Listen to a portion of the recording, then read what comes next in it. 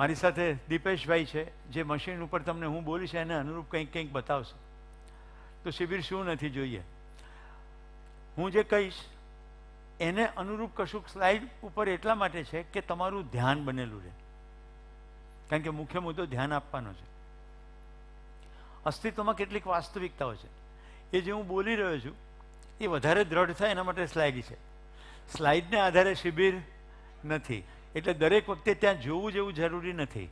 Next દીપેશભાઈ, તમારું ધ્યાન પૂર્ણ સમય એમાં રાખજો.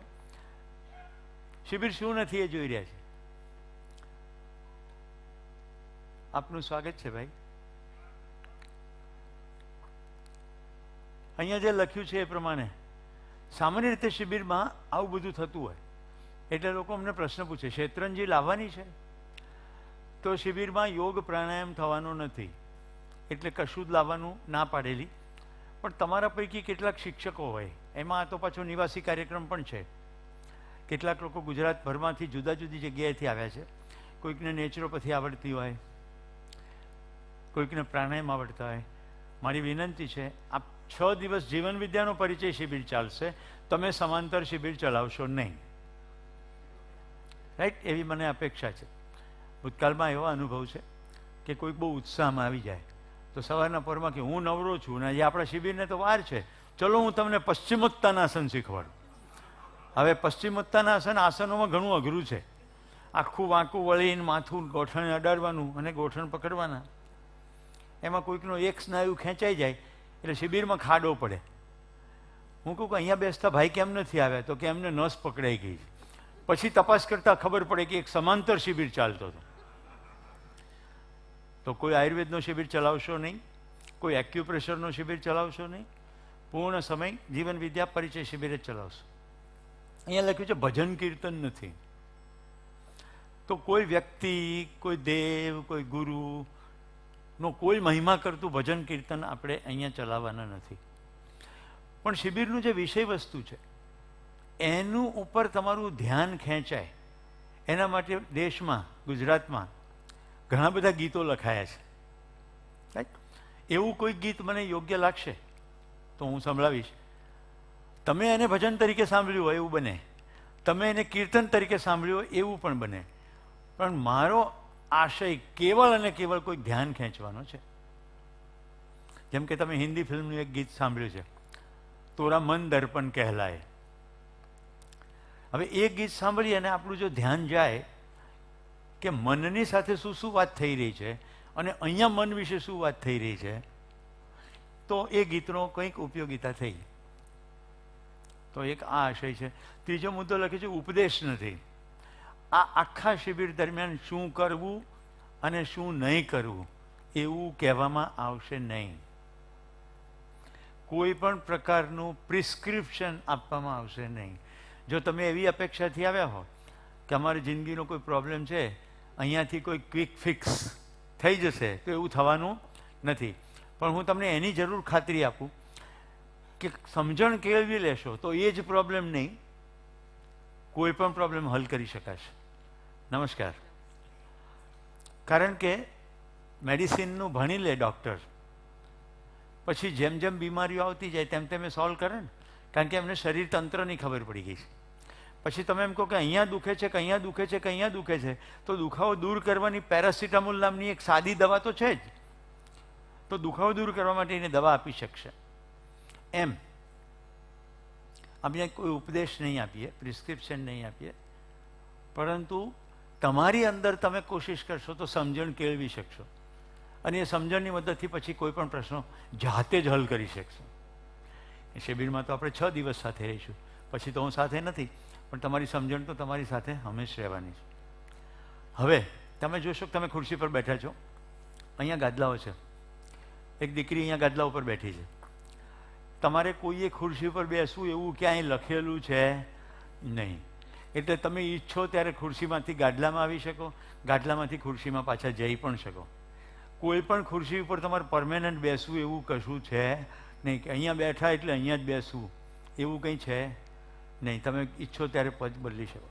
તમને એમ થાય કે અહીંયા બેસીએ પછી પગ લાંબા કરાય, એકદમ સૌરાષ્ટ્રની ભાષામાં કહું, તમે ટાંગા લાંબા કરીને બેસો, પલોઠી ઠાહીને બેસો, આમ અંડાકાર થઈ જાઓ કે દંડાકાર થઈ જાઓ, કોઈ પણ આકારમાં બેસો, એનાથી કાંઈ ફેર પડશે નહીં. અહીંયા કેટલાક સમાજના વડીલો છે, એને એમ થાય કે શિક્ષકની સામે એવી રીતે થોડું બેસાય. તો હું કહી દઉં, હું તમારી જેવો સાવ સામાન્ય માણસ છું. આપણે પરિવાર વિધિમાં કેવી રીતે શિબિર ચાલે એમ શિબિર ચલાવશું. તો પરિવારમાં એવું હોય કે બધા ડ્રોઈંગ રૂમમાં બેસે એટલે બધા આમ જ બેસી જાય, એવું તો ના હોય. કોઈક સોફા ઉપર લાંબુ થઈ જાય, કોઈક નીચે લાંબુ થઈ જાય. ટૂંકમાં તમને જેમ પણ બેસવું હોય એમ છૂટ છે. અત્યારે જેને આગળ આવવું હોય આવતા રહે, હમણાં જ ઉદ્ઘાટન કરી નાખો. જેને આગળ આવવું હોય આવી જાઓ. મને બિલકુલ ખબર છે મારી ઘણી મા બહેન દીકરીઓને કમ્ફર્ટેબલ નીચે જ બેસવાનું ફાવતું હોય, પછી સંકોચવશ ના બેસે. હવે આ ખુશીએ અગાઉ 2 શિબિર કર્યા છે, તો એ તો પહેલેથી જ નીચે બેસી ગઈ. એને ખબર છે કે થોડી વાર પછી એક પોઝિશનમાં કમ્ફર્ટેબલી બેસાતું નથી. આપણે બદલીએ છીએ કે નહીં? રાત્રે માણસ સૂવે ત્યારે આમ દંડાકાર સૂતો હોય સીધો, પછી મધ્યરાત્રિ પછી જુઓ ને દંડાકાર થઈ જાય, પાસા બદલાયા કરે. શરીર એક પોઝિશનમાં સ્થિર રહે અને શરીરના અનુકૂળ નથી. તમે જગ્યા બદલી શકો, પ્રશ્ન પૂછી શકો છો, કોઈ પણ વખતે પ્રશ્ન પૂછી શકો છો. કોઈ પણ પ્રશ્ન અસ્થાને નથી, પણ તમે એવો પ્રશ્ન પૂછો કે સાનપાડા રેલવે સ્ટેશનથી વિરાટ જવા માટે કેટલા વાગે ટ્રેન મળે, તો એ પ્રશ્નનો જવાબ આપી શકીશ. પ્રશ્ન જિંદગી સંબંધિત હશે એના જવાબ આપીશ. કેટલાક પ્રશ્નો એવા હશે કે જે વખતે કોઈ વિષય ચાલી ગયો છે એને અનુરૂપ ના પણ હોય, તો હું એ વખતે એવું કહીશ કે આ પ્રશ્નનો જવાબ આપણે પાછળ છે. પણ તમે પહેલા સાંભળ્યું છે કે આવું કે પછી કદી આપે નહીં, રાઈટ? એવું ના થાય એટલે તમને બીજો રસ્તો બતાવો. જે પ્રશ્નનો જવાબ તરત ના મળે એને તમે નોટમાં લખી લેજો. કેટલા લોકો નોટ પેન લાવેલા છે? આની કરતા બીજું શું, કેટલા લોકો નથી લાવે? ગોવિંદભાઈ પેલા વ્યવસ્થા કરવી પડશે. તૈયાર છે? આ બેગની અંદર છે ખુશીબેન, નોટ આપી દો.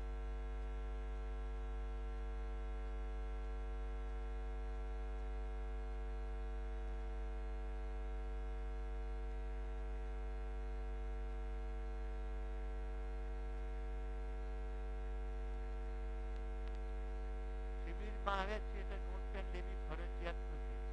તમે જો લાવ્યા હોય તો કે શિબિરના ભાગરૂપે મળે છે એટલે લઈ લેવી, એવું ક્યાંય લખેલું નથી, રાઈટ? આ ઘણી જગ્યાએ એવું હોય, એટલે જરૂરથી ન લાવ્યા હોય તો તમારા માટે જ વ્યવસ્થા છે.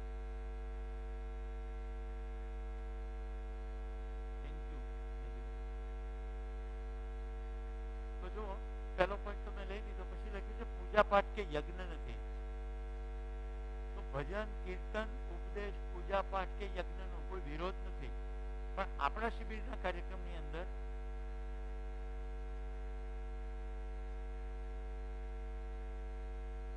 કોઈ પૂજા પાઠ કે યજ્ઞની કોઈ ક્રિયા થનારી નથી. પછી કોઈ શાસ્ત્રને આધારે, કોઈ વ્યક્તિના આધારે, કોઈ કે કહ્યું છે એના આધારે નહીં, બલકે તમને પોતાને કેમ લાગે એના આધારે શિબિર ચાલશે. ફરી રિપીટ કરું છું, કોઈ પુસ્તકમાં લખ્યું છે એટલે માનવું જોઈએ ના, એવું નહીં કર્યું. એનો મતલબ એક પુસ્તકનો અનાદર નથી, પણ મારે સમજવું છે તો મારે મારી કોશિશ કરવી. કોઈએ કહ્યું છે એટલે માની લઈએ. તો કોઈને એમ થાય કે શું અત્યાર સુધી લખાયેલા પુસ્તકો નકામા છે? ના, નકામા નથી, એવું મેં નથી કહ્યું. તો તમે ધ્યાનથી સાંભળજો, જેથી હું નથી જે બોલતો તે ના સંભળાઈ જાય. મતલબ કે તમે તમારી અંદર કન્સ્ટ્રક્ટ કરી લો. આજે સમાજ જ્યાં પહોંચ્યો છે, આપણા સમાજનું જે ગઠન થયું છે, તો સદીઓથી આપણા દેશમાં આસ્થાની જે પરંપરા રહી એને કારણે આપણે અહીંયા પહોંચ્યા છે. આપણે ત્યાં ભજન, કીર્તન, ધર્મના નામે કેટલાક ભય, એને કારણે આપણું સમાજ જીવન ગઠિત થયું. એટલે એના પ્રત્યે પૂર્ણ આદર છે. પણ આપણા શિબિરમાં આપણે એની કોઈ ચર્ચા કરશું નહીં. તો અહીંયા જે શબ્દ લખ્યો છે પ્રવચન કથા કે વાર્તા નથી તો કેવી રીતે શિબિર ચાલશે?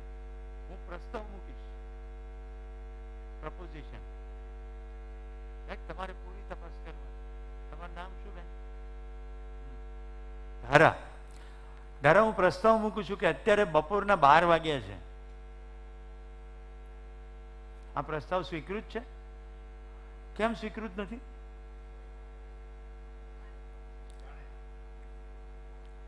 તમે સ્વયંમાં નિરીક્ષણ કરશો કે સુરેશભાઈ તો કહે છે પણ મને તો એમ લાગતું નથી. પછી સમજો કે ધારા ઓસ્ટ્રેલિયાથી આવી હોય અને કન્ટિન્યુઅસ ફ્લાઇટ હોય, ઉજાગરા હોય, આ રૂમમાં ઘડિયાળ નથી અને જેટલેગની અસર થઈ ગઈ છે, તો ધારા શું કરશે? પડોશને પૂછશે કે સુરેશભાઈ તો આવો પ્રસ્તાવ કરે છે, તમને કેમ લાગે છે? એને કહેવાય પરીક્ષણ. સાથીઓ સાથે પરીક્ષણ કરશું, સ્વયંમાં નિરીક્ષણ કરશું કે મને તો આમ લાગે છે, તમને કેમ લાગે છે? પછી એમ થાય કે એને પણ નથી ખબર, તો શું કરશું? સાવલિયા સાહેબ, તો એ કેસમાં ત્રીજો તબક્કો છે સમાજમાં સર્વેક્ષણ. શું આ પ્રસ્તાવ પૃથ્વીના 780 કરોડને સ્વીકૃત થશે ખરો? તો ધારા તરત એમ કહેશે કે અત્યારે સાંજના 5:15 વાગ્યા છે, અમેરિકામાં સિએટલની અંદર અત્યારે સવારના 5:45 વાગ્યા છે. એટલે જ્યારે હું એમ કહું કે અત્યારે બપોરના 12 વાગ્યા છે, તો આ પ્રસ્તાવ 780 કરોડને સ્વીકૃત નથી. હા, પણ પૃથ્વીમાં કોઈક જગ્યાએ અત્યારે 12 વાગ્યા હશે. સમજાય છે બેન? આ કેટલાને ભાષા સમજાય છે? પડોશીને જોઈને નહીં કહેવાનું, તમારે પોતાને જોવાનું છે આ ભાષા સમજાય છે. અહીંયા જે સપોર્ટમાં લખ્યું છે આમ કરવું જોઈએ ને આમ નહીં કરવું જોઈએ, એ આચાર સંહિતા છે. જો આપણે ત્યાં કેવી કેવી આચાર સંહિતા છે? સવારે વહેલા ઉઠવું જોઈએ. આ કેટલાને લાગુ પડે? જે લોકો દિવસે કામ કરતા હોય, આ બધાને લાગુ પડે? જે રાત પાળી કરીને આવતા હોય અને સવારે 4 વાગે ડ્યુટી પૂરી કરીને ઘરે આવીને સૂતા હોય, એને તમે એમ કહો કે સવારે વહેલા ઉઠવું જોઈએ, 5 વાગે તો ઉઠવું જ જોઈએ ને, તો એને સ્વીકૃત થાય નહીં. ઘરે મહેમાનો છે 10-15, સૌરાષ્ટ્રના ઘરોમાં મહેમાન બહુ હોય, ગૃહિણી બધું સમેટીને રાતના 1 વાગે સૂતી છે, ઘરમાં કોઈકની બીમારીનો ખાટલો પણ ચાલી રહ્યો છે, રાઈટ? એ બધા કેસની અંદર એની ઊંઘ પૂરી ના થાય તો એ પણ બીમાર પડે એવી સ્થિતિ થઈ છે. તો એ ઘરમાં કહે કે કાલે હું નિરાંતે ઉઠીશ. તમે રસોડું સંભાળવાવાળી બીજી 2 બહેનો આવી ગઈ છો એટલે તમે સંભાળજો, મારો ઘઉં દિવસનો થાક ભેગો થયો છે. પછી આ સિદ્ધાંત ચાલે ત્યાં આમ કરવું જોઈએ, આ સિદ્ધાંત ચાલે નહીં. વોટ્સએપની અંદર જે ચાલે છે, તમામ દુનિયાના રોગો છે ને મટાડવા માટેની દવાઓ આવે. પહેલાં પાણીનો પ્રયોગ આવે એટલે પાણીથી બધી બીમારીઓ મટી જાય. એમાં પ્રિસ્ક્રિપ્શન્સ આપ્યા હોય કે સવારે ઉઠીને 1 ગ્લાસ પીવું, કોઈ કે 2 ગ્લાસ પીવું, કોઈ કે ગરમ પીવું, કોઈ કે ઠંડુ પીવું. આવા બધા પ્રિસ્ક્રિપ્શનો બધાને ચાલે નહીં. તો આમ કરવું જોઈએ કે આમ નહીં કરવું જોઈએ એવું કહેવામાં આવશે નહીં. એ તમે જાતે નક્કી કરશો, સ્વયંની તપાસ. નેક્સ્ટ, દીપેશભાઈ, તમારે મારી સાથે રહેવું પડે. જો તમારે મારી સાથે રહી શકાય એવું ના હોય તો કોઈક બીજું મારી સાથે રહે એવું જોઈએ, કારણ કે હું જે બોલી છે આને અનુરૂપ ચાલશે. શિબિર શું છે? તો પારિવારિક પ્રક્રિયા છે એવું મેં કહ્યું. તો પરિવારમાં કેવી રીતે વાત થાય? તમારું નામ શું છે બેન? બોલો. મને સંભળાયું જ નહીં, આટલો બાજુમાં છું તો તમને તો નહીં જ સંભળાયું હોય. નકુમ તન્વી. નકુમબેનને ત્રીજી વારમાં જવાબ આપ્યો તો પરિવારની અંદર કેવી રીતે વાત થાય? મને ના સંભળાયું તો મેં પૂછ્યું, તો તમને ના સંભળાય તો તમે પૂછશો, તમને ના સમજાય તો તમે પૂછશો. પરિવારમાં મુંડી હલાવીને હા પાડી દેવાની હોય નહીં. બોલો નકુમબેન, બરાબર? હા, હવે બરાબર. બીજો પોઈન્ટ લખ્યો છે પ્રસ્તાવ અને સંવાદ. તમે ક્યાંથી આવ્યા?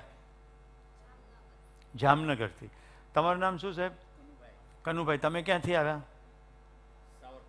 સાવરકુંડલા. આ કેવી વાતચીત છે? એક સાવ સામાન્ય ઇન્ફોર્મેશન છે, આની અંદર સંવાદ નથી, આ બધી માહિતીઓ છે. પણ એવો કોઈ મુદ્દો હોય કે જેને પરસ્પર સ્વીકૃતિ કરવાની છે કે કેમ, રાઈટ?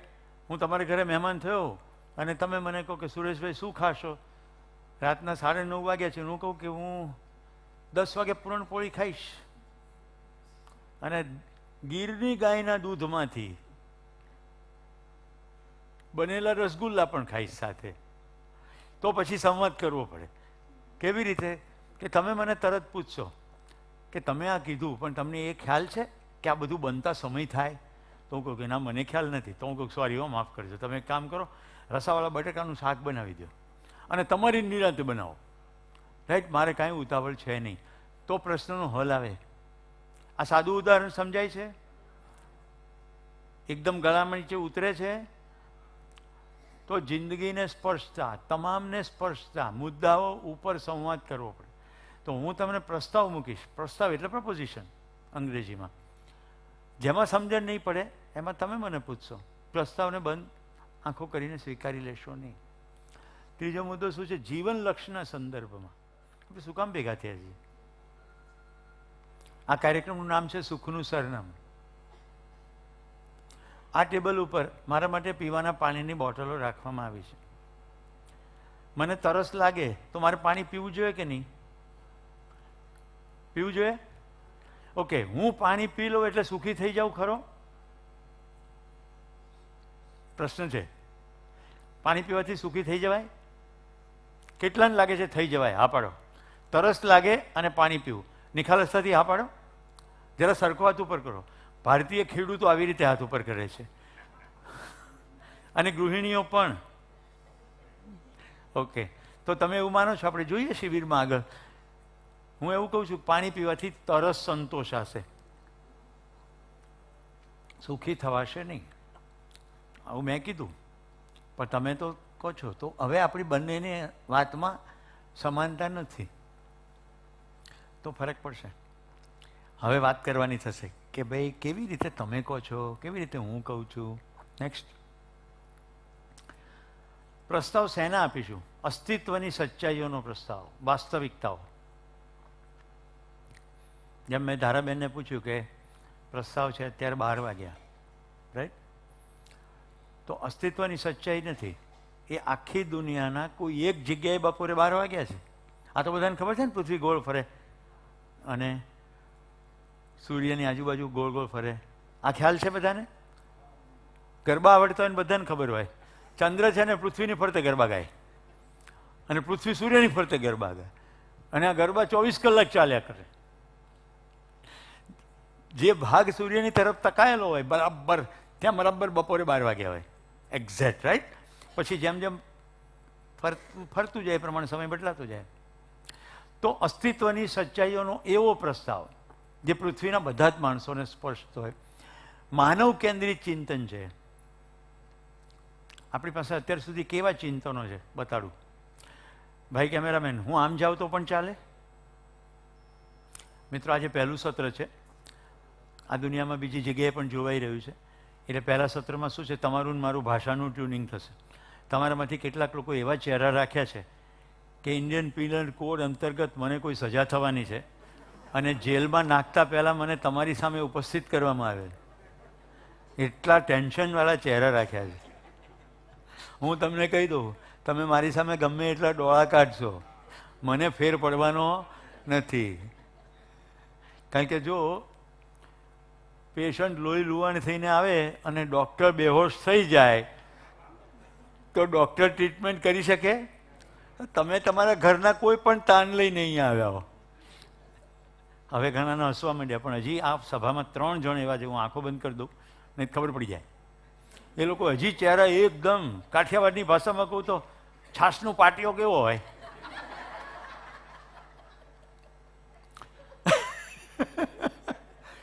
એવું શું કર્યું છે તે હસીએ, રાઈટ? અંદર એવું અંદર આવે, એવું શું કર્યું છે તો હસીએ, એવું શું કર્યું છે ચહેરો હસતો રાખીએ. તો હું કહી દઉં, એક તો એર કન્ડિશન હોલ છે.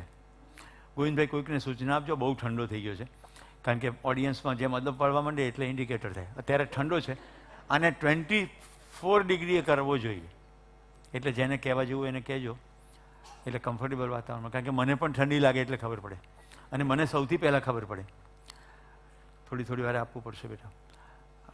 સૌથી પહેલાં એટલે ખબર પડે કે હું બોલું એટલે મારા શરીરમાંથી ઉષ્મા નીકળતી જ હોય, એટલે મને સૌથી પહેલાં ખબર પડી જાય. અને મારે તો લાચારી, હું બોલતો હોય એટલે હું તો એસીને બંધ કરવાય ના જઈ શકું.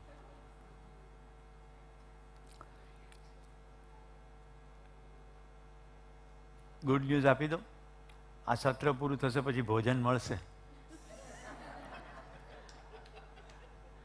અહીંયા કોઈ એવું છે કે જેને રાત્રે છત ના હોય? અહીંયા તો રહેવાની સગવડ છે ને, બધા જ્યાંથી આવે છે બધાને ઘર છે ને, તો હસવા માટે પૂરતા કારણ છે. રોટલીની સગવડ છે, છત છે. એવું કોઈ છે અહીંયા કે જેનું કોઈ સગું સંબંધી હોસ્પિટલમાં આમ પગ ઊંચું કરીને પડ્યું હોય? તો એ પણ સારું કારણ છે. નહીં તો તાણ હોય તો સુખ ના હોય, ચહેરા ઉપર પ્રસન્નતા ના હોય. તો પરિવાર વિધિથી જે વાત ચાલી રહી છે, અસ્તિત્વની સચ્ચાઈઓનો પ્રસ્તાવ છે. પ્રસ્તાવ પહેલાં તમારી ને મારી વચ્ચે ચર્ચા છે. જેમ જેમ શિબિર આગળ ચાલતો જશે એમ સંવાદ પછી તમારી અંદર ચાલવા માંડશે. રાઈટ? આ પ્રસ્તાવ શેનો છે? મેં કહ્યું તેમ માનવલક્ષી છે. આપણી પાસે જે બીજા ચિંતનો છે એ કેવા ચિંતનો છે? સમગ્ર માનવજાતને લક્ષીના ચિંતનો બહુ ઓછા છે. નથી એમ નહીં કહું, ઓછા છે. અને એ ચિંતનોને મુખ્યત્વે ભાગ પાડીએ ને તો એક ચિંતન છે ઈશ્વર કેન્દ્રિત ચિંતન. જો હું જ્યારે માનવજાતિની વાત કરું ત્યારે સમગ્ર અસ્તિત્વની વાત કરી રહ્યો છું, એટલે પૂર્વ પણ આવી જાય, પશ્ચિમ પણ આવી જાય. ઈશ્વર કેન્દ્રિત ચિંતનની અંદર કરતા હરતા ઈશ્વર છે. એ નિર્ણય કરે છે એમ બધું થાય છે. એની મરજી વગર પત્તું પણ હલતું નથી. આ ઈશ્વર કેન્દ્રિત ચિંતન છે. આવું છે કે નહીં? તમારા પૈકી પણ કેટલા એમાં દ્રઢપણે માનતા હશે. તો કોઈ કરવાવાળો ઈશ્વર છે? હવે રહસ્ય છે. કારણ કે પૂછે છે ઈશ્વર કેવો છે, તો હવે આપણી પાસે આખી માનવજાત એક નથી. તમે પશ્ચિમમાં જાઓ તો પશ્ચિમમાં ઈશ્વરની કલ્પના જુદી છે, પૂર્વમાં જુદી છે. ક્યાંક અઠવાડિયામાં એકવાર પ્રાર્થના થાય છે, ક્યાંક દિવસની અંદર 3 વાર 5 વાર પ્રાર્થના થાય છે. કોઈક ઈશ્વર છે એ પોતાના પુત્રને મોકલે છે, કોઈક ઈશ્વર કોઈક સંદેશવાહકને મોકલે છે, કોઈક ઈશ્વર પોતે આવે છે જેને આપણે અવતાર કહીએ છીએ. જો માનવ કેન્દ્રિત ચિંતન એટલે પૃથ્વીના 780 કરોડ માણસને સ્વીકૃત થવો જોઈએ. અસ્તિત્વલક્ષી પ્રસ્તાવ એટલે કેવો પ્રસ્તાવ? મને એકલાને નહીં. એટલે મેં 3 મુદ્દા કીધા: સ્વયંમાં નિરીક્ષણ, સાથીઓમાં પરીક્ષણ અને સમાજમાં સર્વેક્ષણ. આ 3 ચકાસણીમાંથી ઉતરે પાર. રાહીભાઈ, આટલા ગુજરાતી શબ્દો સમજાય? રાઈટ? જે લોકો ઇંગ્લિશ મીડિયમમાં પણ ભણ્યા હોય, હું શક્ય એટલા સરળ ગુજરાતી દેશી શબ્દો એ કરી રાખીશ. અંદર જો અંદર, એનું નામ સ્વયંમાં નિરીક્ષણ. રાઈટ? બાજુવાળાને પૂછતા શું જોર આવે છે એને કહેવાય પરીક્ષણ. આ બધાને હેંટે આવે એમ છે તો એને કહેવાય સમાજમાં સર્વેક્ષણ. આટલી કાઠિયાવાડી હાલે?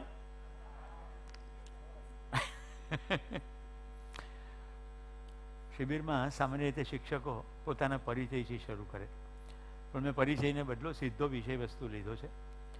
એટલે મેં કીધું મારી ભાષા તમને સમજાય પછી પરિચય આપું. તો હેંટે આવી જાય જો એવું સમજાતું હોય તો એ તો ખબર પડી જ ગઈ હશે. તો હવે હું થોડોક પરિચય આપી દઉં. નામ સુરેશ પટેલ. સૌરાષ્ટ્રમાં શાખનું બહુ મહત્વ હોય. શાખે શું? તો શાખે ઘેલાણી. મૂળ વતન ભાવનગર જિલ્લામાં ગારિયાધાર પાસે મોરબા નામનું ગામ. મારા દાદાજીનું નામ ઉકાભાઈ ઘેલાણી, ઉકા દાદા તરીકે પ્રખ્યાત. એક સમયમાં એ હરતો ફરતો મેરેજ બ્યુરો કહેવાતા. રાઈટ? ગાંધીજી સાથે સત્યાગ્રહની પ્રવૃત્તિમાં જોડાયેલા, ભાવનગર જિલ્લાના આદર્શ ખેડૂત તરીકે. અહીંયા ખેડૂત ભાઈઓ ખુશ થશે. અમારા ઘરે ગોબર ગેસ પ્લાન્ટ એ વર્ષોમાં હતો જ્યારે હું નાનો હતો. એટલે વર્ષો વર્ષ ગોબર ગેસ પ્લાન્ટમાંથી રંધાતું મેં જોયું છે. ખાદીનું ચલણ હતું. હું ખાદી પહેરીને મેં એન્જિનિયરિંગ પાસ કર્યું છે. તો સંસ્કારિતાનો આ પટ છે ઘરમાં. મારા પત્ની છે ને અહીંયા ઉપસ્થિત છે. હું એમને કહું કે જરા એમનું મુખ દર્શન કરાવે. એનું નામ સરિતા છે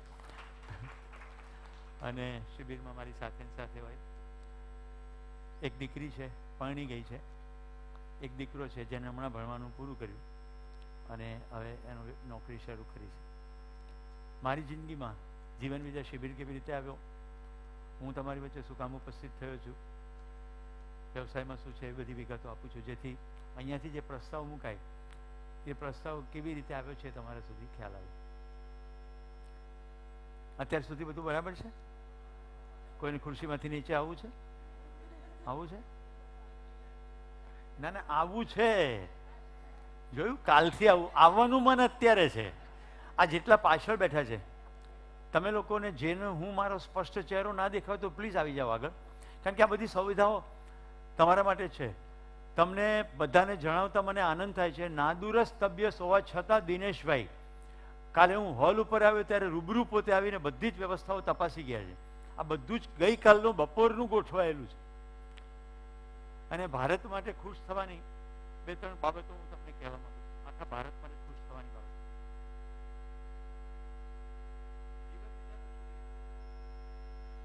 દેશમાં 15 વર્ષથી સમયથી ચાલી રહ્યું.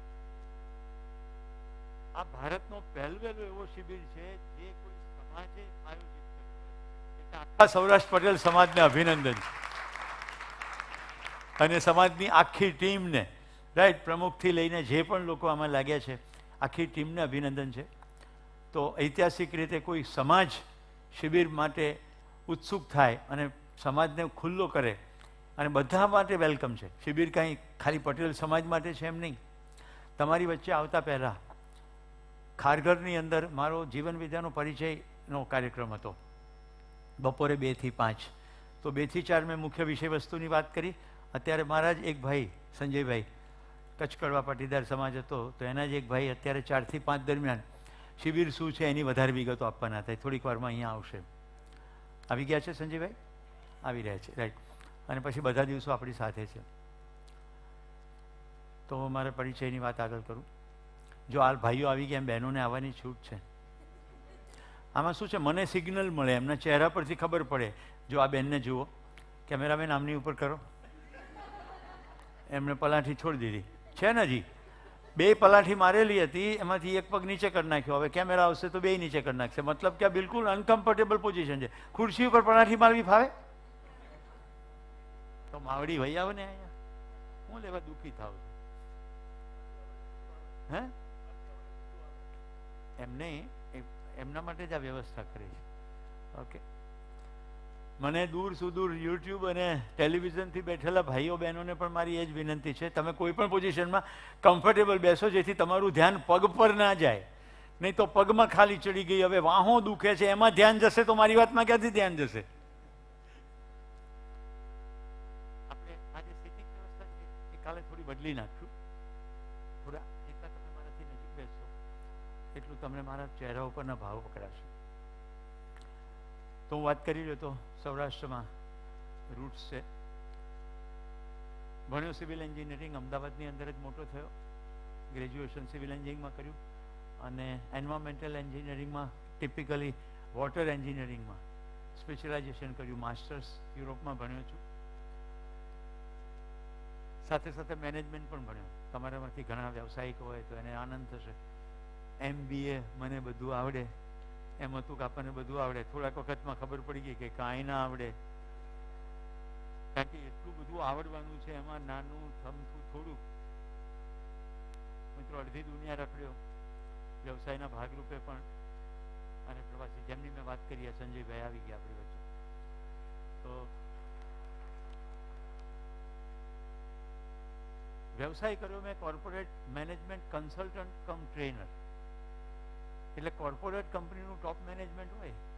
જેમ કે ખેડૂતો છે તો તમે જોન ડિયર જાણતા હશો, રાઈટ? જોન ડિયર ટ્રેક્ટર ને બધી સાધનો બનાવતી કંપની.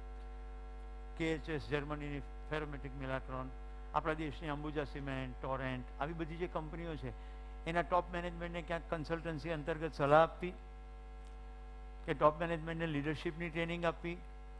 અને હું 2 રીતે કરતો રહ્યો, ક્લાસમાં અને ક્લાસની બહાર. મારો શોખ માઉન્ટેનિયરિંગનો રહ્યો છે, એટલે માઉન્ટેનિયર તરીકે rock climbing, રેપલિંગ, camping, river crossing, આવી બધી એડવેન્ચર એક્ટિવિટીના માધ્યમથી અમને લીડરશિપ, ટીમ બિલ્ડિંગ શીખવતો રહ્યો. ગુજરાતમાં અને ગુજરાતની બહાર દેશભરમાં મારા કાર્યક્રમો થતા રહ્યા.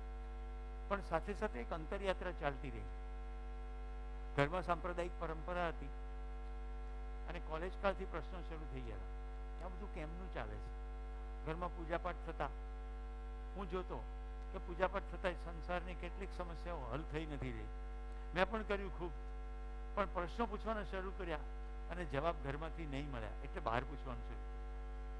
બહાર પૂછવાનું શરૂ કર્યું, ત્યાં પણ નિરાશા મળી.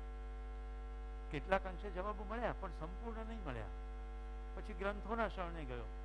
આપણા દેશના પ્રાચીન ગ્રંથો, દુનિયામાં ઘણા ધર્મ સંપ્રદાયો જે કહેવાય છે એના મુખ્ય મુખ્ય ગ્રંથો, એના કોઈક માસ્ટર, સાધુ, ગુરુ, ધ્યાનની વિવિધ પદ્ધતિઓ, આ બધામાંથી હું પસાર થયો. મિત્રો, આ વાત એટલા માટે હું વિગતે કરી રહ્યો છું કે બેકગ્રાઉન્ડમાં એન્જિનિયરિંગ છે અને મેનેજમેન્ટ છે, એટલે તર્ક ડેવલપ થયેલો. આમ કેમ? આ ભાઈ મને એમ કે માળા કરો તો તમારું મન શાંત થશે. તો હું કરું માળા, થોડીક વાર મન શાંત થાય, પછી નથી પાછું જેવું થયું તો હું તરત પ્રશ્ન પૂછીશ કે તમે કહો છો પણ એવું તો થતું નથી. શનિવાર છે એટલે થોડું તેલ ચડાવો તો તમારા પ્રશ્નો હલ થઈ જાય. તો મેં તરત પ્રશ્ન પૂછ્યો કે આ તો કોઈ દેવને નોકર રાખ્યા બરાબર નહીં, કે આપણે પોતામાં એટલી તેવડ નથી કે પ્રશ્નો હલ કરીએ. જેને આપણે બહુ માનીએ છીએ, જેને આપણે બહુ તાકાતવાર બનાવીએ, એક તરફ તો એમ કહીએ કે સર્વશક્તિમાન ઈશ્વર છે અને બીજી તરફ તો એટલે આવું જે દ્વિધા શરૂ થઈ, પ્રશ્નો શરૂ થયા, એમ જુદી જુદી જગ્યાઓમાંથી પસાર થતા થતા જીવન તમામ પ્રશ્નો શમી ગયા. મિત્રો, અત્યારે મારી જિંદગીમાં એક પણ પ્રશ્ન નથી અને હું તમને ખાતરી આપું છું કે શિબિર તમારી જિંદગીમાં એક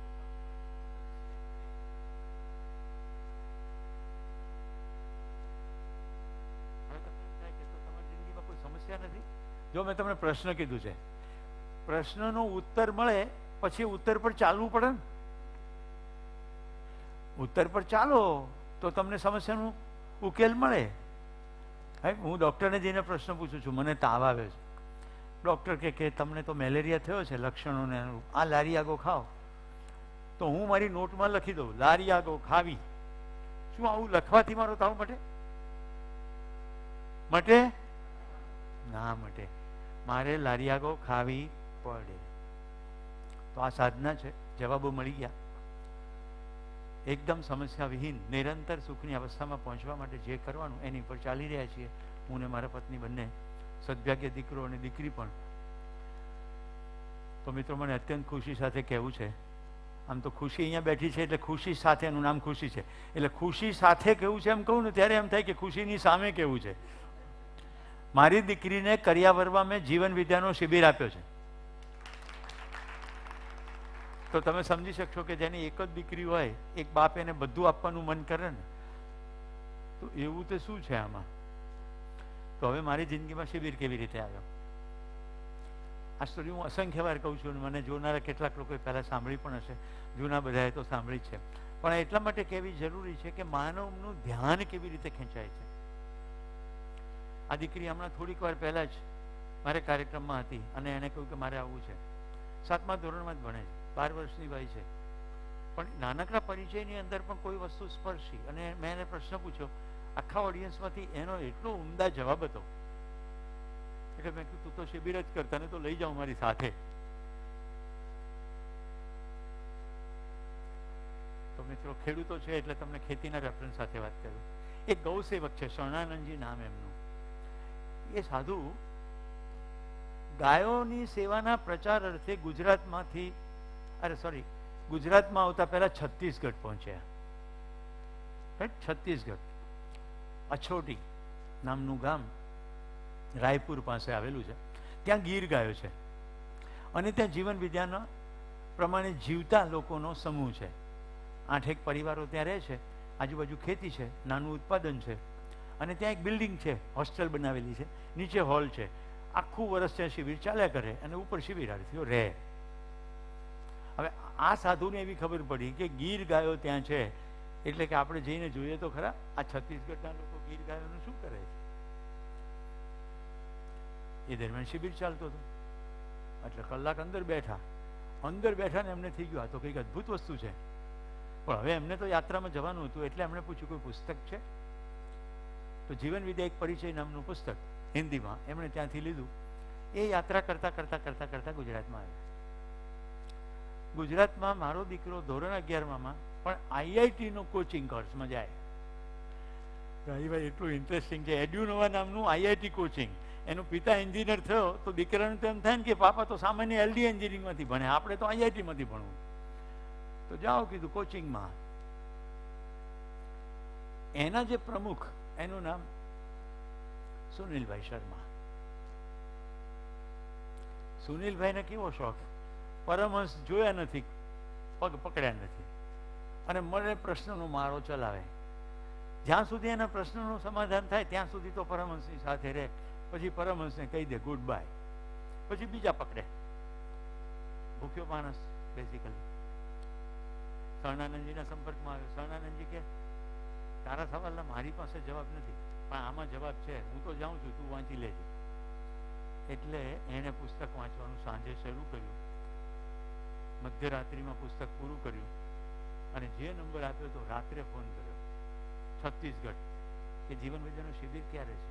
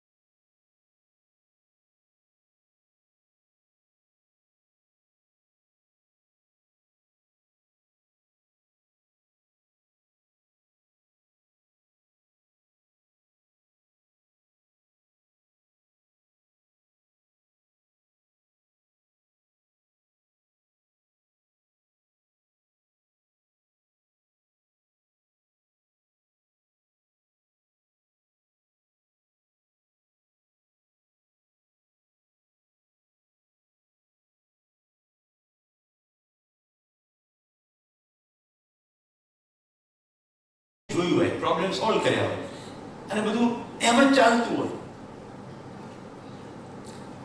ઘણા ડોક્ટર એવા હોય છે એવું કે સામાન્ય રીતે આ દવાથી સરખું થઈ જાય, પણ મારું મન ખુલ્લું છે, કદાચ બીજો પણ રસ્તો.